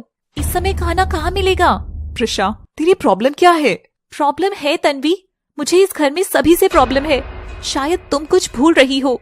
समर्थ मेरा पति है, मैं कहीं भी जाऊं, तुम्हें उससे क्या प्रॉब्लम है प्रिशा? तन्वी, इतनी रात को कौन खाने पर जाता है? प्रिशा, अपना ज्यादा दिमाग मत लगाओ। हम दोनों घूमने जा रहे हैं, अब बताओ तुम्हें क्या करना है? तन्वी, मेरी बात तो सुनो। प्रिशा, प्लीज अपना मुंह बंद रखो और कल सुबह यहाँ से चली जाओ। मैं यहाँ से नहीं जाऊंगी। मेरे परिवार की तरफ नजर उठाकर भी मत देखना प्रिशा, वरना अंजाम बुरा होगा। प्रिशा को बहुत तेज गुस्सा आ गया और वो बिना कुछ बोले ही छत पर चली गई। तन्वी और समर्थ भी घर से बाहर चले गए। तन्वी का कुछ ज्यादा ही हो रहा है, अब इसे भी सबक सिखाना होगा। तन्वी भूल सकती है, लेकिन मैं कभी नहीं भूलूंगी। अब मुझे सिर्फ बदला ही दिख रहा है। प्रिशा गुस्से में आग बबूला हो गई। दूसरी तरफ जिन और तनुश्री आपस में लड़ रहे थे। तभी तनुश्री ने शिवलिंग पर देखा कि वहाँ कोई नागमणि है ही नहीं और साधु महाराज भी नहीं है। जिन बादशाह जी, आप लड़ते रह गए और नागमणि कोई और ले गया। जिन ने पीछे मुड़कर देखा। ये नागमणि कौन ले गया? साधु महाराज के अलावा और कौन ऐसा कर सकता है? नहीं, साधु महाराज को तो तुमने ही गायब किया होगा। जिन ने तनुश्री पर अपनी शक्ति का प्रयोग किया। तनुश्री की आंखें बाहर आने लगी। उसको सांस आना बंद हो गया। उसने अपना गला पकड़ लिया। तनुश्री, मैं पहले तुझे मारूंगा, बाकी उस साधु महाराज को तो मैं पकड़ ही लूंगा। जिन, रुको, मेरी बात तो सुनो, फिर मैं सबको सब बताती हूँ। तनुश्री, मुझे मेरे आका का आदेश मिला है और मैं तुझे मारकर ये नागमणि लेकर ही जाऊंगा। मेरे पास नागमणि ही नहीं है। अरे नागमणि तो वो जिन साधु के पीछे चला गया। तनुश्री बेहोश होकर वहीं गिर पड़ी। अगली सुबह तनुश्री, तेजस, समर्थ और तन्वी घर पर एक साथ बैठे थे। तभी प्रिशा भी अपने कमरे से नीचे आई और चुपचाप आकर बैठ गई। हेलो प्रिशा, आज कैसे चुपचाप बैठी हो? कुछ नहीं। हमेशा खुश रहने वाली लड़की आज चुपचाप है तो पूछना तो पड़ेगा ना। तनुश्री आज सुबह सुबह कहाँ से आ गई है? और ये तेजस, न जाने इसको मुझसे क्या प्रॉब्लम है। आज इसको अपने बारे में सब कुछ सच ही बता देती हूँ। तेजस, मैं आज तुम्हारे साथ बाहर घूमने जाना चाहती हूँ। मैं तो कब से तैयार हूँ, चलिए। तेजस प्रिशा से बाहर जाने के लिए हाँ कर देता है और दोनों किसी से बिना कुछ बोले बाहर घूमने चले जाते हैं। दूसरी तरफ कालीसुर अपने खंडर में परेशान घूम रहा था। अभी तक नागमणि भी नहीं आई है और जिन भी वापस नहीं आया। आज मेरी देखने की शक्ति भी काम नहीं कर रही है। ये मेरे साथ क्या और क्यों हो रहा है? जरूर जिन ने तनुश्री के साथ मिलकर कोई गड़बड़ की है। मुझे कुछ तो करना ही होगा। कालीसुर तंत्र साधना में बैठ गया, लेकिन बहुत कोशिशों के बाद भी आज वो तनुश्री और जिन को देख नहीं पा रहा था। लेकिन वो लगातार कोशिश में लगा रहा। जिन भी साधु महाराज को ढूंढने के लिए इधर उधर भटक रहा था। ये साधु दिखने में बहुत ही सरल और सच्चा था, लेकिन ये ऐसे कैसे गायब हो गया? मुझे आका का हुक्म मानना होगा। जिन ने भी अपनी शक्तियों से नागमणि को देखने की कोशिश की, लेकिन नागमणि उसको दिखाई नहीं दी। लेकिन साधु महाराज को उसने देख लिया। साधु महाराज 108 सीढ़ियों वाले प्राचीन शिव मंदिर में थे। अच्छा, तो ये बात है। ये साधु इस मंदिर में छुपकर बैठा है, फिर तो नागमणि भी यही होगी। अभी साधु को मजा चखाता हूँ। जिन साधु के पास चला गया। साधु महाराज मंदिर की सीढ़ियों पर ही घूम रहे थे, तभी सामने से जिन आ गया। मुझसे कब तक छुप कर रह सकती हो? मैं जिन हूँ, समस्त शक्तियों का मालिक हूँ। साधु ने कोई जवाब नहीं दिया और खड़े होकर मुस्कुराने लगे। ए साधु, चुपचाप नागमणि मुझे ला कर दे दो, वरना अच्छा नहीं होगा। शिव के आगे तुम कुछ नहीं कर पाओगे। मैं किसी शिव को नहीं जानता, मैं सिर्फ नागमणि जानता हूँ, जो मेरे आका का आदेश है और वो मुझे पूरा ही करना है। तुम ये सीढ़ियाँ चढ़कर यहाँ आने की कोशिश तो करो, आने से पहले ही भस्म हो जाओगे। मुझे सीढ़ियाँ चढ़कर आने की जरूरत नहीं है, मैं उड़ सकता हूँ। फिर तो अच्छा है, अगर ऐसा होगा तो तुम उड़कर आ जाओ। लेकिन क्या? स्वयं देख लेना। सीढ़ियों से जाऊंगा तो जल जाऊंगा, और अगर उड़कर गया तो कुछ भी हो सकता है। लेकिन मैं जिन हूँ, मुझे क्यों इसका डर है? अभी जाकर नागमणि लेकर आता हूँ। साधु महाराज मंदिर की सीढ़ियों पर ही आंखें बंद करके बैठे थे। जिन ने उड़कर मंदिर में घुसने की कोशिश की, लेकिन अंदर से त्रिशूल की बारिश होने लगी। जिन बच गया, लेकिन वो मंदिर में प्रवेश नहीं कर पाया और वापस चला गया। साधु महाराज अभी भी मुस्कुरा रहे थे। दूसरी तरफ प्रिशा कार चला रही थी और तेजस बराबर में बैठा था। क्या बात है प्रिशा, आज तो तुम खुद ही मुझे घुमाने लाई हो। हाँ, क्योंकि मैं कुछ बताना चाहती हूँ। हाँ जानता हूँ, तुम यही कहोगी कि मैं तुमसे बात नहीं कर सकती। प्रिशा कुछ बोल पाती कि उससे पहले ही एक कार ने उनको ओवरटेक करके रोक दिया और उसमें से कुछ गुंडे बाहर निकले। अरे वाह प्रिशा, तुम इसलिए मुझे बाहर लाई थी ताकि इनसे पिटवा सको। नहीं तेजस, मैं इन्हें नहीं जानती हूँ। सच बोलो, मैं तुम्हें परेशान कर रहा था, तुम उसका बदला तो नहीं ले रही हो? मैं सच कह रही हूँ, मैं तो तुम्हें यहाँ कुछ और बताने लाई थी। देखो, वो मोटा आ रहा है। एक गुंडा प्रिशा की तरफ आया और हाथ पकड़कर प्रिशा को कार से बाहर ले गया। प्रिशा को बहुत गुस्सा आ रहा था, लेकिन प्रिशा के कुछ बोलने से पहले ही तेजस ने पीछे से गुंडों को मारा। वो नीचे जाकर गिर गया। बाकी उसके साथ भी आ गए, जिनकी पिटाई अकेले तेजस ने की। प्रिशा ये देखकर खुश थी। थोड़ी ही देर में सारे गुंडे वहाँ से जान बचाकर भागे। इनको मारते मारते मैं बहुत थक गया हूँ, कहीं चलकर बैठते हैं और कुछ खाते हैं। हाँ ठीक है, चलते हैं। तुम मुझे कुछ बताना भी तो चाहती थी, बताइए क्या बात थी? हाँ, वो तेजस कितना अच्छा है। क्या मैं तेजस को अपनी सच्चाई बताऊं? अगर मैं तेजस को सच्चाई बताऊंगी तो इसका दिल टूट जाएगा। प्रिशा और तेजस दोनों रेस्टोरेंट चले गए। दूसरी तरफ जिन नागमणि के लिए मंदिर से दूर जाकर बैठा था। खाली हाथ वापस कैसे जाऊं? मेरे आका को क्या जवाब दूंगा? लेकिन अब जाना तो पड़ेगा। जिन कालीसुर के खंडर जाने लगा और खंडर में कालीसुर पहले से ही परेशान था। उसने मेघा को बुलाया। मेघा, आज मुझे एक जरूरी जानकारी चाहिए और ये काम सिर्फ तुम ही कर सकती हो। बताइए गुरुजी। तनुश्री और मेरा भेजा हुआ जिन कहाँ है, ये देख कर आओ। ठीक है गुरुजी, मैं अभी आपको दोनों के बारे में बताऊंगी। तभी बाहर से जिन आ गया।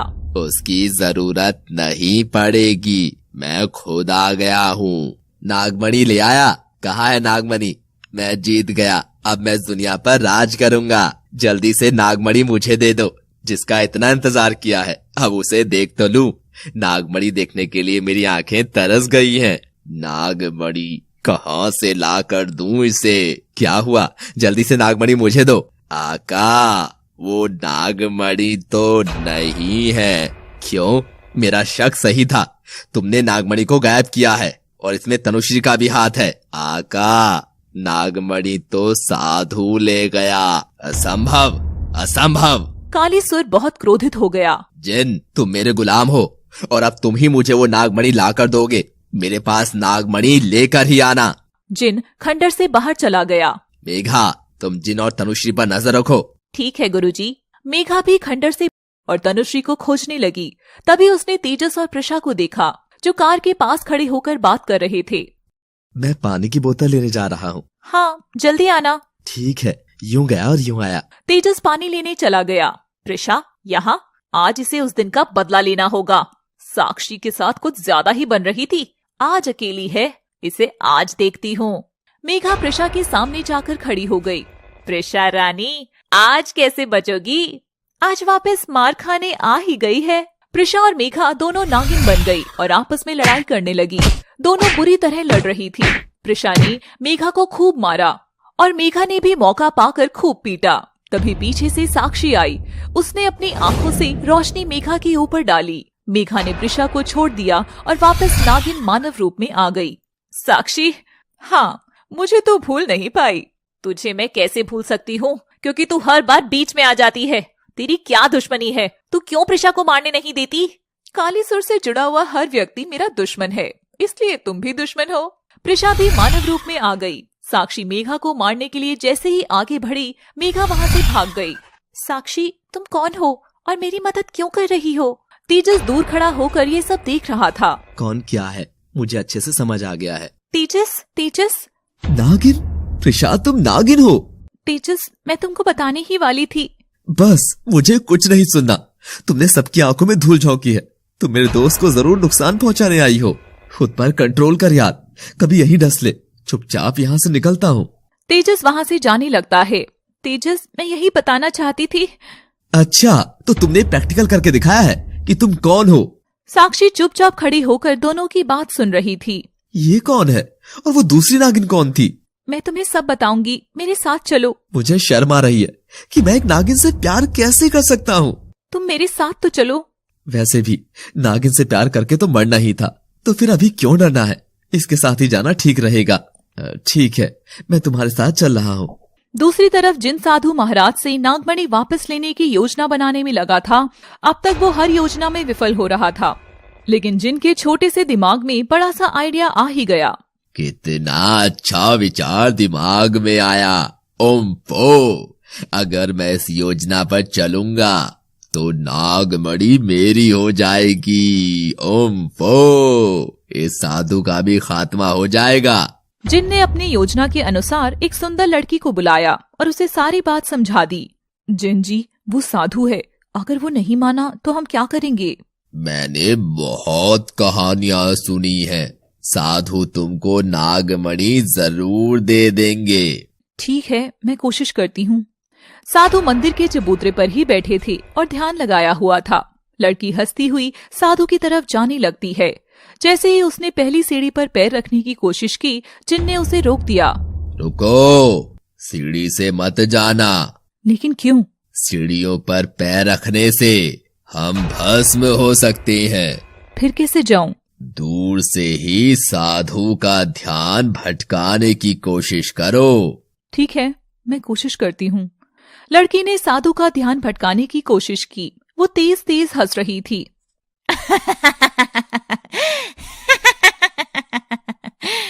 अरे पागल वागल है क्या? ये साधु है। राक्षसनी की आवाज में हंसेगी तो ध्यान नहीं भटकेगा उसका।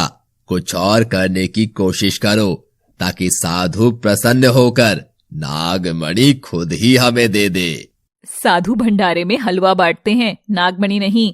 कोशिश करके देखो। साधु ध्यान मगन बैठे थे और जिनकी जादुई लड़की साधु का ध्यान भटकाने की हर संभव कोशिश कर रही थी। तनुश्री अपने घर पर थी, लेकिन नागमणि को पाने की इच्छा अभी उसके मन से खत्म नहीं हुई थी। मैंने जितना प्रिशा को कमजोर समझा था, ये थी नहीं। इसकी वजह से गुरुदेव का भी अब मुझसे भरोसा उठ गया है। आज प्रिशा का अंत करना होगा, लेकिन उससे पहले खंडर जाकर गुरुदेव से क्षमा याचना करनी होगी। तनुश्री बिना देरी किए हुए खंडर के लिए निकल गई। दूसरी तरफ प्रिशा तेजस को बार बार समझाने की कोशिश कर रही थी, लेकिन तेजस मानने को तैयार ही नहीं था। प्रिशा, क्या तुम सच कह रही हो और मैं तुम पर विश्वास कर सकता हूँ? हाँ तेजस, मैं बिल्कुल सच कह रही हूँ। ठीक है, मैंने मान लिया कि तुम सच कह रही हो, लेकिन आगे क्या करना है? सब कुछ पहले ही लिखा जा चुका है कि किसको क्या मिलेगा और उसे उसकी किए की सजा जरूर मिलेगी। यहाँ से अपने घर निकल जाना ही ठीक है। इस आपस के युद्ध में तो मैं मारा जाऊंगा। क्या हुआ? ऐसा क्या सोच रहे हो? यही कि तुम्हें कितना दुख मिला है। हाँ, मैंने अपने एक एक आंसू का बदला लेकर रहूंगी। मैं एक बार यहाँ से भाग जाऊं, उसके बाद खंडर या समर्थ के घर से मुझे कुछ लेना देना नहीं है। तुम बार बार किस सोच में पड़ जाते हो? चलो अब घर चलते हैं। हाँ, घर चलते हैं। लेकिन वो साक्षी कहाँ गई? मैं भी साक्षी का पता नहीं जानती हूँ, लेकिन वो हर बार मेरी मदद करने आती है। दोनों बातें करते हुए घर पहुँच गए। कालीसुर बहुत ही गुस्से में था। वो प्रिशा और तेजस को देख रहा था। जिस प्रिशा की वजह से आज हम नागमणि से दूर हैं, वो प्रिशा बहुत खुशी खुशी इधर उधर घूम रही है। मैंने प्रिशा को कई बार मारने की कोशिश की, लेकिन प्रिशा बच निकलती है। मैंने इतने वर्षों में तुम्हें नागिन का जहर पिलाकर तैयार किया है और तुम होगी एक मामूली सी नागिन, प्रिशा से डर गई। प्रिशा बहुत शातिर नागिन है और अब उसके साथ एक और नागिन आ गई है जिसका नाम साक्षी है। साक्षी? अच्छा, समझ गया। लेकिन तनुश्री, मैं कैसे मान लूं कि तुम मेरी तरफ हो? गुरुजी, मैं आपको विश्वास दिलाने के लिए कुछ भी कर सकती हूँ। क्या अपने बेटे समर्थ को मार पाओगी? क्या? गुरुजी, समर्थ मेरा बेटा है, मैं अपने बेटे को कैसे मार सकती हूँ? तुम्हें नागमणि चाहिए कि नहीं? लेकिन गुरुजी, नागमणि तो आपको चाहिए। तनुश्री, मुझे अब नागमणि से मोह नहीं है। तुमने उस नागमणि के लिए इतनी मेहनत की है, तो नागमणि मैं तुम्हें ही दूंगा। सच में? लेकिन इसके लिए मुझे क्या करना होगा? अभी बताया तो कि तुम्हें नागमणि के लिए अपने बेटे समर्थ की हत्या करनी होगी। लेकिन गुरुजी। अच्छे से सोच लो। तुम समर्थ की सच्चाई जानती हो और तुम ये भी जानती हो कि एक दिन वो तुम्हारी हत्या करेगा। एक तरफ नागमणि है और मेरी मौत है, दूसरी तरफ मेरे बेटे समर्थ की मौत खड़ी है। अब फैसला तुम्हारे हाथ में है। नागमणि मिलने के बाद तुम्हें कोई नहीं मार पाएगा, तुम अमर हो जाओगी। तनुश्री सोच में पड़ गई। दूसरी तरफ समर्थ और तन्वी बैठकर बात कर रहे थे। प्रिशा और तेजस भी वहां पहुंच गए। अरे प्रिशा, तेजस, आज तुम दोनों की दोस्ती हो ही गई क्या? मैं आप सबको एक बात बताना चाहता हूँ। तेजस, रहने देते हैं। नहीं, ये बात सबको जानने का पूरा हक है। क्या हुआ तेजस, ऐसा क्या बताना चाहते हो? सॉरी समर्थ, लेकिन मैं यहाँ से जा रहा हूँ। कहाँ जा रहा है? अपने घर वापस जा रहा हूँ। लेकिन क्यों?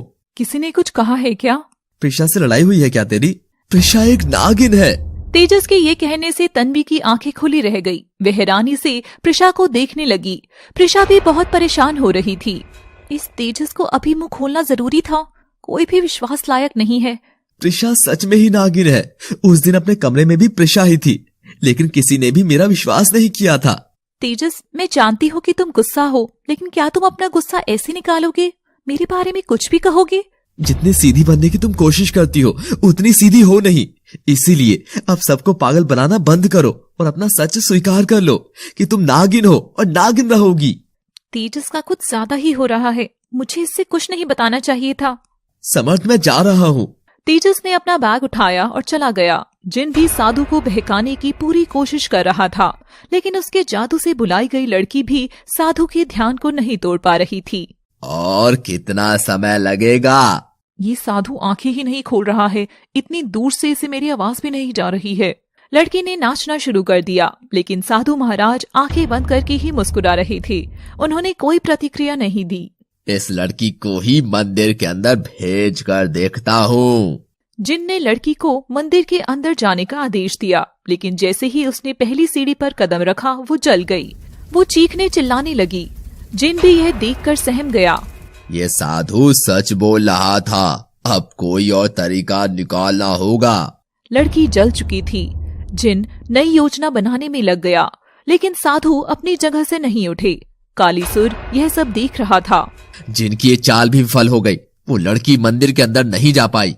गुरुजी, आप नागमणि देख पा रहे हो क्या? नहीं, मुझे नागमणि दिखाई नहीं दे रही है। गुरुजी, मुझे लगता है अब आपको अपनी शक्तियों का प्रयोग करके ही उस नागमणि को लेना होगा। तुम अपने बेटे को मारने की परीक्षा में सफल हो जाओ, मैं तुम्हें वो नागमणि ला कर दे दूंगा। तनुश्री अपने गुरु कालीसुर से आज्ञा लेकर वहां से चली गई। बेचारी तनुश्री इतना भी नहीं जानती है कि मेरे लिए सिर्फ वो एक मोहरा है। अगर मैं खुद नागमणि को शिवलिंग से उठाऊंगा तो मेरी समस्त शक्तियां नष्ट हो जाएंगी और मैं भी जलकर खाक हो जाऊंगा। अच्छा कार्य कर रही हो तनुश्री, ऐसे ही करती रहो, क्योंकि एक दिन तुम्हें भी मरना है। अब कालीसुर की शक्तियों के बाण चलेंगे तो तुम कुछ भी नहीं कर पाओगी। हा हा हा हा हा हा। और ये अमर हो जाने वाला जीवन खत्म हो जाएगा। हा हा हा हा हा। मैं अभी भी सबको अपने हिसाब से चला रहा हूँ। कालीसुर को खुद की बुद्धि पर घमंड हो गया था। तनुश्री एक सुनसान जगह जाकर शांति से बैठ गई। तेजस घर से जा चुका था, लेकिन अब वो प्रिशा की आंखों में खटक रहा था। समर्थ और तन्वी प्रिशा से कुछ नहीं बोले। प्रिशा तेजस के पीछे गई। तन्वी, तुम्हारी दोस्त एक नागिन है, क्या तुम्हें ये पता नहीं था? समर्थ, मैं अभी तक भी सदमे से बाहर नहीं आई हूँ। मैं यह सच में नहीं जानती थी, लेकिन हम बिना देखे कैसे कह सकते हैं कि प्रिशा एक नागिन है? तेजस झूठ क्यों बोलेगा? प्रिशा मेरी बचपन की दोस्त है, वो नागिन नहीं हो सकती। हमें प्रिशा के पीछे जाना चाहिए। लेकिन क्यों? मैं पूरे विश्वास के साथ कह सकता हूँ कि प्रिशा तेजस के पीछे ही गई है। समर्थ और तन्वी भी प्रिशा के पीछे गए। प्रिशा समर्थ के पीछे चले जा रही थी और फिर उसने आवाज लगाई, तेजस, मेरे आगे पीछे घूमने वाला लड़का मेरा सच सुनकर अब भाग रहा है। मेरी तुम्हारे साथ सांत्वना है, लेकिन मुझे तुमसे डर लग रहा है। मैं यहाँ से जा रहा हूँ। रुको तेजस, मुझे तुम्हें कुछ और सच भी बताना है, तुम वो भी सुनते जाओ। मैं कुछ नहीं सुनना चाहता। प्रिशा ने तेजस को रोक लिया। पीछे से समर्थ और तन्वी भी आ गई।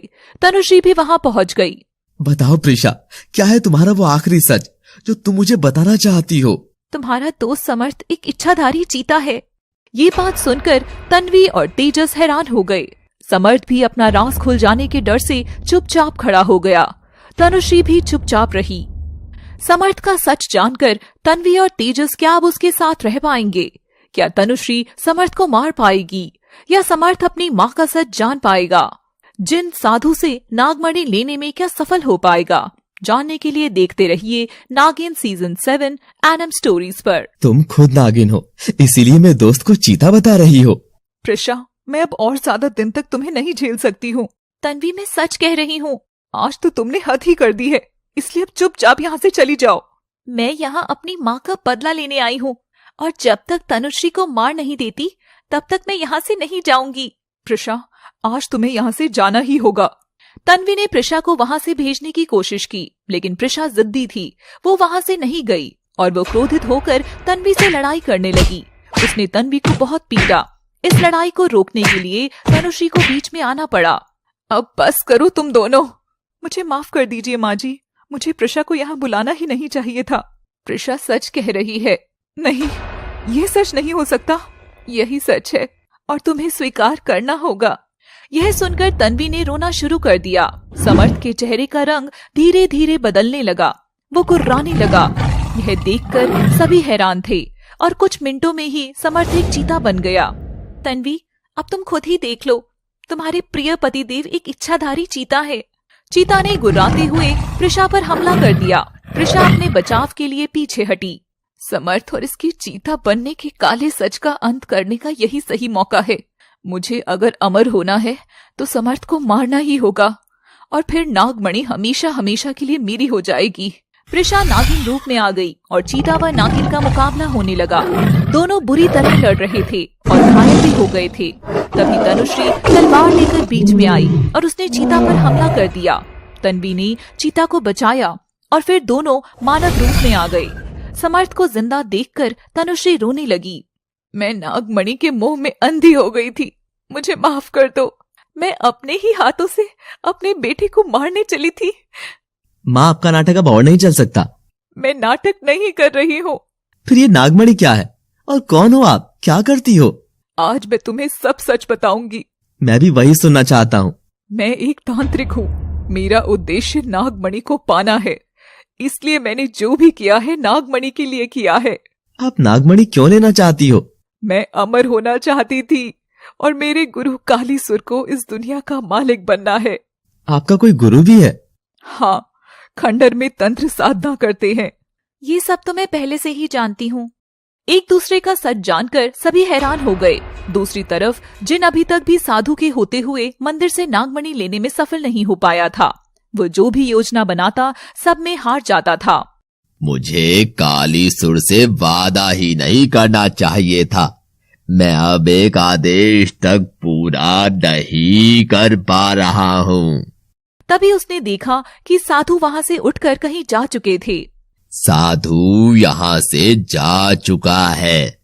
अब मैं आसानी से नागमणि लेकर कालीसुर गुरुजी के चरणों में समर्पित कर सकता हूँ। जिनने सीढ़ियों से ही मंदिर के अंदर घुसने की कोशिश की, लेकिन उसे आग से जल जाने वाली मुश्किल का सामना करना पड़ा। वो वापस भागा लेकिन आग उसको जला रही थी।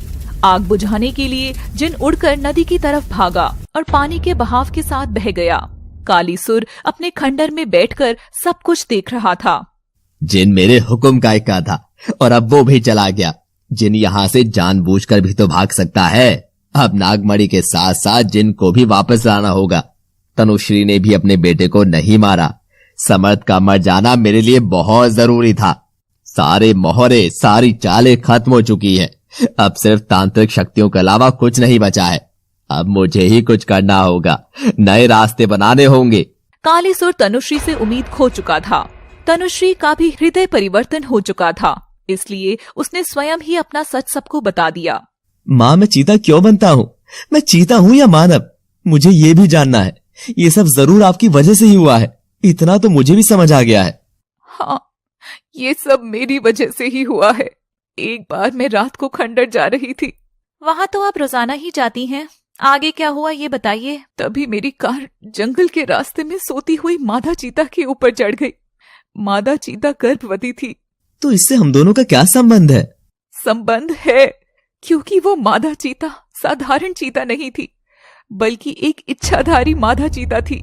तब तनुश्री की कार ने मादा चीता को घायल कर दिया था। तू राक्षसनी है, आज तेरी वजह से मैंने अपने बच्चे को खोया है। तनुश्री स्वयं भी गर्भवती थी। उसने एक माँ के दर्द को नहीं समझा, बल्कि क्रोधित होकर उस मादा चीता को गोली मार दी।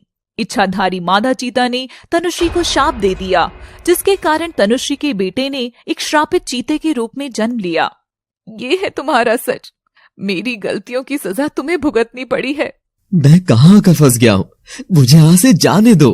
तेजस बिना कुछ बोले वहां से चला गया, लेकिन आज तेजस को किसी ने नहीं रोका। तन्वी, शायद अब तो तुमको सब कुछ याद आ ही गया होगा। नहीं नहीं नहीं, मुझे कुछ याद नहीं है। तुम सब कुछ भूल कैसे सकती हो? प्रिशा, मुझे अभी भी वो कुछ याद नहीं करना है। तुमने मुझे पीटा था, ये मैं कभी नहीं भूल सकती हूँ। अगर तुम कुछ भी भूली तो मैं दोबारा तुम्हारा वही हाल करूंगी। इस बार याद रखना कि बच नहीं पाओगी। आज ये दोनों दोस्त आपस में क्यों लड़ रही हैं? जो मैं सोच रही थी वो सब मेरा भ्रम था क्या? माँ, आपको गलती का एहसास है, इसीलिए अब घर चलते हैं। तनुश्री, तन्वी और समर्थ तीनों घर जाने लगे, लेकिन प्रिशा वहीं खड़ी हो गई। क्या हुआ प्रिशा, तुम भी घर चलो, अब तो सब ठीक हो गया है। हाँ प्रिशा, सब कुछ भूलकर सभी साथ रहेंगे। नहीं, मैं उस घर में कभी नहीं जाऊंगी। आज से मेरा तन्वी से कोई रिश्ता नहीं है। तीनों प्रिशा को छोड़कर चले गए। तन्वी मेरी दोस्त है, इसने फिर भी मेरा साथ नहीं दिया। अब सबसे पहले मुझे उस मेघा को खोजना। प्रिशा ने मेघा को ढूंढना शुरू कर दिया और मेघा जंगल में पेड़ के नीचे शांति से बैठी थी। तभी प्रिशा ने एक रस्सी से मेघा को बांधकर पेड़ से लटका दिया। कौन है? कौन है? मुझे नीचे उतारो। प्रिशा सामने से निकल कर आई। कोई नहीं, मैं ही तेरी एकमात्र दुश्मन हूँ, तो मैं ही आऊंगी ना। इस बार प्रिशा ने रस्सी मेघा के गले में बांध दी और उसे पेड़ से लटका दिया। कुछ ही समय में कालीसुर के नागिन मेघा का अंत हो गया। मेघा वहीं तड़प तड़प कर मर गई। अब कालीसुर की बारी है। इस बार कालीसुर मारा जाएगा, लेकिन उससे पहले मुझे गुरुजी से मिलना होगा। प्रिशा उसी मंदिर में गई जहां गुरुजी पहले से बैठकर नागमणि को बचा रहे थे। आओ प्रिशा, तुम लगातार अपने कार्य में सफल हो रही हो। गुरुजी, ये तो आपका आशीर्वाद है। अब तनुश्री और कालीसुर का भी अंत करना है, लेकिन इस समय मैं बिल्कुल अकेली हूँ। खुद को अकेली मत समझो, साक्षी इस लड़ाई में तुम्हारे साथ है और स्वयं महादेव की तुम पर विशेष कृपा है। महाराज जी, ये साक्षी कौन है? साक्षी को तुम अच्छे से जानती हो, लेकिन गुरुजी, साक्षी हर बार मुसीबत के समय मेरी मदद करके जाती है, लेकिन वो कौन है? साक्षी की भी वही कहानी है। तनुश्री ने साक्षी के परिवार पर भी बहुत अत्याचार किए थे। गुरुजी, साक्षी के साथ क्या हुआ था? तनुश्री जब सबसे विषैली तांत्रिक बनने की कोशिश कर रही थी, तब उसमें एक परिवार साक्षी का भी था। तनुश्री जंगल में सांपों की खोज में घूम रही थी। घूमते घूमते तनुश्री की नजर सांप के एक बिल पर पड़ी। तनुश्री ने बिल से मिट्टी हटानी शुरू कर दी, लेकिन जिस फावड़े से तनुश्री मिट्टी हटा रही थी वो नाग में लग गया और साक्षी के पिता के 2 टुकड़े हो गए। साक्षी और उसकी माँ नागराज के पास आए। नागराज, नागराज, पापा। नागराज कुछ नहीं बोल पाया और उसकी मृत्यु हो गई। तनुश्री बराबर में खड़ी होकर हंस रही थी। तनुश्री ने साक्षी की माँ को हाथ में उठाया और दांतों से उसका सारा जहर पी गई। साक्षी उस समय एक छोटी बच्ची थी। मैं अपने माता पिता का बदला लेकर रहूंगी। उस दिन से साक्षी भी तनुश्री की दुश्मन बन गई। गुरुजी, तनुश्री ने मेरी माँ को भी ऐसे ही मारा था। लेकिन अब तनुश्री ज्यादा दिन तक किसी को ऐसे नहीं सता पाएगी। गुरुजी, आप साक्षी के बारे में कैसे जानते हो? महादेव की कृपा से साक्षी को बदला लेने की राह मैं ही दिखा रहा हूँ। अब मैं अकेली नहीं हूँ, साक्षी भी मेरे साथ है। हाँ, मुझे तुम दोनों पर पूरा भरोसा है कि तुम तनुश्री और कालीसुर का अंत जरूर करोगी। प्रिशा ने गुरुदेव से आशीर्वाद लिया और मंदिर से बाहर आ गई, जहाँ तनुश्री पहले से ही खड़ी थी। ये मत समझना प्रिशा कि मैं बदल गई हूँ, वो सब तो मेरा नाटक था। मैं सही बोल रही हूँ ना? हाँ, तुम बिल्कुल सही बोल रही हो। मेरा असली मकसद जो था वही रहेगा। मैं अच्छे से जानती हूँ कि तुम कभी नहीं बदल सकती हो। तनुश्री और प्रिशा की लड़ाई होने लगी। दोनों ने एक दूसरे को बहुत पीटा। आवाज सुनकर गुरुजी भी मंदिर से बाहर आ गए। बेशक तनुश्री बहुत ताकतवर है, उसके अंदर हजारों नागिनों का खून है, लेकिन तुम इससे मत घबराना। जैसे अभी तक इसका मुकाबला करती आई हो, आगे भी ऐसे ही करना है। गुरुजी ने प्रिशा के पास आकर कहा, तनुश्री की जान उसकी एक आंख में बसी है। किसी को भी इस पर सिर्फ 3 बार बाण चलाने का अधिकार है। अगर ये 3 बार में नहीं मरी तो फिर कोई भी इसे नहीं मार सकता। अपनी मृत्यु का राज गुरुजी के मुंह से सुनकर तनुश्री घबरा उठी और इधर से उधर भागने लगी। तभी प्रिशा ने पहला तीर चलाया, लेकिन तनुश्री बच गई। प्रिशा ने दूसरी बार प्रयास किया, लेकिन इस बार भी असफल रही। कोई बात नहीं प्रिशा, ऐसे हिम्मत नहीं हारते हैं। तुम पुनः और अंतिम प्रयास करो, लेकिन इस बार ध्यान से कोशिश करना, क्योंकि ये आखिरी मौका है। प्रिशा ने जैसे ही तीसरी बार तीर मारने की कोशिश की, एक तीर पीछे से आकर तनुश्री की आंख में लग चुका था। प्रिशा और गुरुजी ने आश्चर्यचकित होकर पीछे देखा तो वहां हाथ में धनुष बाण लिए साक्षी खड़ी थी। तनुश्री जमीन पर गिर गई। साक्षी, तुम आज भी मेरी मदद के लिए आ ही गई हो। कौन हो तुम? अपना चेहरा तो दिखाओ। जैसे ही साक्षी ने अपने चेहरे से मास्क हटाया, प्रिशा के होश उड़ गए, क्योंकि वो तन्वी थी। तन्वी, तुम? हाँ प्रिशा, तुमसे ये बात छुपानी पड़ी। लेकिन क्यों? ये सब गुरुदेव की योजना थी, ताकि सभी का ध्यान भटक जाए। लेकिन अब हम मंजिल के बहुत पास हैं। हाँ, तनुश्री का अंत तो हो गया, अब कालीसुर को मारना बाकी है। हम इस उद्देश्य में भी जल्द ही सफल हो जाएंगे। मेरा आशीर्वाद तुम्हारे साथ है। दोनों गुरुदेव से आशीर्वाद लेकर वहां से जाने लगी। तभी पीछे से तनुश्री भी उठ गई। वो आंख के दर्द से करहा रही थी। प्रिशा ने अपना अंतिम तीर मारा और तनुश्री हमेशा हमेशा के लिए इस दुनिया से चली गई। गुरुदेव भी वापस मंदिर के अंदर चले गए। तुझे क्या लगता था प्रिशा कि मैं सब कुछ भूल चुकी हूँ? मुझे सब याद था। मैं तो बहुत डर गई थी कि मैं अब अकेली हो गई हूँ, लेकिन तुमने सही समय पर आके मुझे बचा लिया। हमने सारे सुख दुख एक साथ देखे हैं, हमें कोई अलग नहीं कर सकता। अब कालीसुर की मौत के बाद आराम से रहेंगे। दोनों खुश होते हुए घर वापस चली गई। समर्थ दोनों को देखकर छुप गया। समर्थ कहाँ है? मेरे सामने उसका नाम भी मत लो। समर्थ बुरा नहीं है, वो तो बहुत ही अच्छा है। अपनी माँ के जैसा ही होगा, और वैसे भी एक शापित चीता से क्या उम्मीद की जा सकती है? हम दोनों भी तो नागिन हैं, फिर भी तेजस ने, गुरुदेव ने हमसे उम्मीद लगाई थी ना। तुम ही ढूंढो अपने समर्थ को, मैं उसे कुछ नहीं बोलूंगी। समर्थ, समर्थ, कहाँ हो तुम? बाहर आओ। नहीं तन्वी, मैं बाहर नहीं आऊंगा। समर्थ, क्या हुआ? तुम रो क्यों रहे हो? मैं जानवर हूँ, मैं शापित चीता हूँ, मैं बाहर नहीं आऊंगा। रहने दो तन्वी, ये अपनी माँ की तरह ड्रामा कर रहा है। नहीं, यह सच बोल रहा है। इसकी बातों पर यकीन मत करो। चलो अब खंडर चलते हैं। क्या तुम खंडर जा रही हो? हाँ, मैं खंडर जा रही हूँ। कालीसुर बहुत ही खतरनाक है और शातिर भी है, तुम वहां मत जाओ।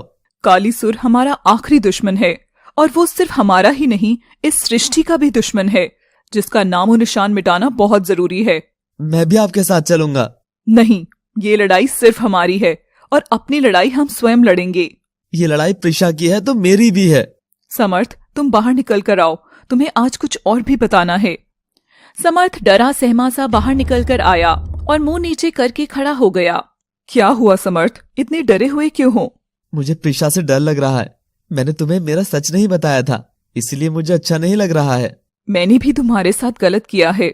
मुझे तुम पर पूरा विश्वास है, तुम कभी गलत नहीं कर सकती हो। मैं भी एक नागिन हूँ।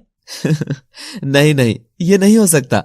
मैं ही साक्षी हूँ, मैं ही इच्छाधारी नागिन हूँ। तन्वी साक्षी के रूप में आ गई, फिर साक्षी नागिन बन गई। यह देखकर समर्थ ने दांतों नीचे उंगली दबा ली। तुम नागिन हो? मैं उस दिन से एक नागिन के साथ रह रहा था। मैं भी तो एक चीता के साथ रह रही थी। तुमने सब कुछ जानते हुए भी विवाह क्यों किया? तुम्हारी माँ। मेरी माँ नहीं है वो, उसे मेरी माँ मत कहो। तनुश्री से बदला लेने के लिए उसके घर में रहना जरूरी था, इसलिए तुमसे शादी की। मैं भी तुम्हारी अपराधी हूँ। चलो सब भूल जाओ अब। हाँ, पहले कालीसुर को उसकी सही जगह पहुँचाने के बाद मैं सब भूल जाऊंगी। मैं भी तुम दोनों के साथ चलूंगा। तन्वी, समर्थ और प्रिशा खंडर जाने के लिए कार में बैठ गए। मैं अभी भी कह रही हूँ कि समर्थ भरोसे के लायक नहीं है।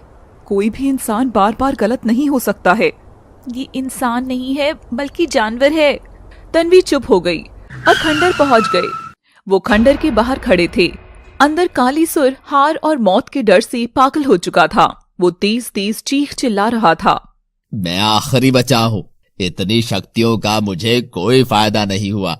मैंने पूरे जीवन भर साधना की, लेकिन एक नागमणि लेने में सफल नहीं हो पाया। वो प्रिशा और तन्वी इतनी आगे बढ़ गई हैं कि सब खत्म कर दिया, लेकिन मैं आखिरी बचा हूँ और मैं ही उनका अंत करूंगा। जिस तरह उन्होंने तनुश्री को दुनिया से विदा किया है, मैं उन दोनों को मार के नागमणि प्राप्त कर लूंगा। मैं था, हूँ और रहूंगा। कालीसुर के हंसने की आवाज से पूरा खंडर गूंज गया।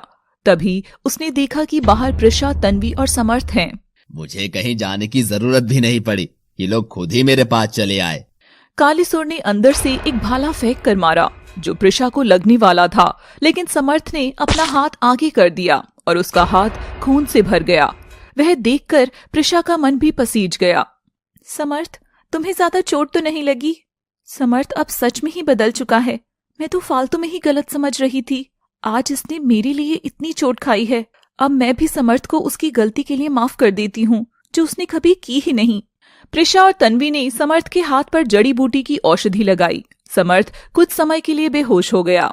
वो बीच में चीता बना और फिर वापस मानव रूप में आ गया। तभी उसे एक आवाज आई। आज समर्थ अनजाने में ही श्राप मुक्त हो गया है, क्योंकि जिस पीड़ा की वजह से श्राप का असर समर्थ पर हुआ था, आज वो पीड़ा समर्थ ने स्वयं झेल ली है।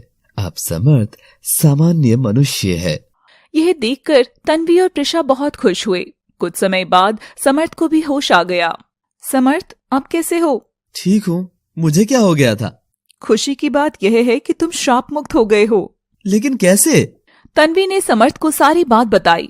समर्थ भी यह सुनकर खुश हुआ। आज मैंने पहली बार किसी की निस्वार्थ मदद की थी। हाँ, और उसका फल ईश्वर ने दे दिया है। इस तरह समर्थ भी शाप मुक्त हो गया। अंदर बैठा कालीसुर भी इनकी सारी बातें सुन रहा था। इस चीता के मुक्त होने की वजह भी मैं खुद ही बन गया हूँ। मैं इन सबको मारना चाहता था, लेकिन अपने हाथों ही सबको आजाद करता जा रहा हूँ। कालीसुर दुखी होकर एक जगह चुपचाप बैठ गया। तभी पीछे से तन्वी, प्रिशा और समर्थ ने खंडर के अंदर प्रवेश किया। एक दरवाजे से प्रिशा तो दूसरे दरवाजे से तन्वी अंदर गई। तीसरे दरवाजे से समर्थ अंदर गया और चौथे दरवाजे से तेजस भी अंदर आ गया। कालीसुर चारों तरफ देख रहा था। फिर वो जोर से हंसा। तन्वी, प्रिशा, मुझे अकेले से लड़ने के लिए इतने सारे लोग साथ लाई हो। तेरे लिए तो मैं अकेली ही काफी थी, लेकिन तुझ जैसे अहंकारी राक्षस के अंत को देखने के लिए कोई ना कोई तो होना चाहिए ना। हा, ये मेरी नहीं, तेरी मौत देखेंगे। कालीसुर ने अपनी शक्तियों का प्रयोग किया और प्रिशा हवा में उड़ने लगी। कालीसुर तेज तेज हंसने लगा। उसने तन्वी को भी हवा में उड़ा दिया। दोनों जाकर खंडर की छत पर चिपक गईं। नीचे समर्थ और तेजस खड़े थे। कालीसुर ने उनको भी हवा में उड़ा दिया। कालीसुर नीचे खड़ा होकर सब देख रहा था और उनकी हालत पर हंस रहा था। तन्वी कुछ करो, मेरे पास अब कोई शक्ति नहीं बची है। मैं कोशिश कर रही हूँ, लेकिन मेरी कोई भी शक्ति काम नहीं आ रही है। अब क्या होगा? प्रिशा तुम कुछ करो। कालीसुर ने अपने खंडर को अपनी तंत्र विद्या से बांध दिया है। अब किसी भी शक्ति का हम प्रयोग नहीं कर सकते हैं। मुझे इतना कमजोर क्यों समझा था? मैं उस दिन से तुम्हें माफ करता रहा था, लेकिन तुम नहीं माने। आज खुद ही उसका परिणाम देख लो। अब तुम यहीं रहो। कालीसुर, हमें नीचे उतारो। उतारूंगा, जरूर उतारूंगा, लेकिन उससे पहले तुम्हें अच्छे से तड़पा तड़पा कर मारने का पूरा प्रबंध कर लूं। कालीसुर एक मधुमक्खी का छत्ता लाया और अपने हवन कुंड के पास रख दिया। आग की गर्मी से मधुमक्खी उसमें निकलकर भागने लगी और छत की तरफ जाकर प्रिशा और उसके साथियों को काटने लगी। समर्थ और तेजस चिल्लाने लगे, मैं तुम्हें आसान मौत दे सकता हूँ, लेकिन जैसे तुम लोगों ने मुझे नागमणि के लिए तड़पाया है, मैं भी तुम्हें मौत के लिए ऐसे ही तड़पाऊंगा। कालीसुर वापस अपनी तंत्र साधना में बैठ गया। तभी बाहर से मुस्कुराते हुए गुरुदेव आए। यह देखकर सभी खुश हो गए, लेकिन कालीसुर क्रोधित हो गया।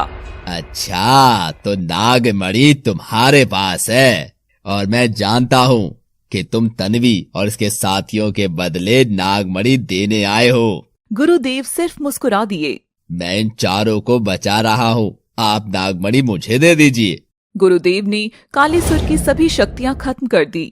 प्रिशा, तन्वी, समर्थ और तेजस सभी नीचे आ गए।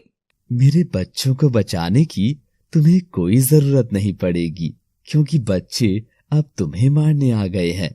कालीसुर हंसा और एक त्रिशूल गुरुदेव के ऊपर फेंक कर मारा। गुरुदेव ने भी बदले में इसका जवाब दिया। कुछ समय तक ऐसा ही चलता रहा, लेकिन कालीसुर मर नहीं रहा था। कालीसुर को तलवार, त्रिशूल, भाला सबसे मारा गया, लेकिन कालीसुर नहीं मरा। उसे आग से जलाया, लेकिन कालीसुर नहीं मरा। मैं हूँ, मुझे कोई नहीं मार सकता, कोई भी नहीं। तभी खंडर में बनी काली माता की मूर्ति के हाथ से तलवार आकर कालीसुर की गर्दन में लगी। कालीसुर तड़प तड़प कर मर गया। सभी ने भगवान को धन्यवाद दिया। आज दुष्टों का अंत हो गया। गुरुजी, आप नागमणि को उसकी सही जगह पहुंचा देना। अब हम भी नागलोक जा रहे हैं। हाँ गुरुजी, आपने हमारी बहुत मदद की है। समर्थ, तुम और तेजस भी हमें बहुत याद आओगे। प्रिशा, तन्वी, समर्थ और तेजस भी गुरुदेव के साथ मंदिर आ गए। प्रिशा, मुझे नागिन से प्यार करने में कोई प्रॉब्लम नहीं है, मैं तुम्हें नहीं जाने दूंगा। तन्वी, तुम भी मत जाओ ना। हम भी रुकना चाहते हैं, लेकिन अब यहाँ रुक नहीं सकते। लेकिन क्यों? मैं एक नागिन हूँ। तेजस और समर्थ दोनों खड़े होकर बहुत उदास हो गए। ठीक है, अब रोना मत, हम कहीं नहीं जा रहे। अब से हम कहीं दूर जाकर आराम से जिंदगी बिताएंगे। समर्थ और तेजस इस बात के लिए मान गए। समर्थ और तन्वी पहले ही विवाह कर चुके थे, इसलिए वो बहुत खुश हुए और गुरुजी से आशीर्वाद लेकर अपने घर चले गए। प्रिशा और तेजस भी खुशी खुशी वहां से चले गए। समाप्त।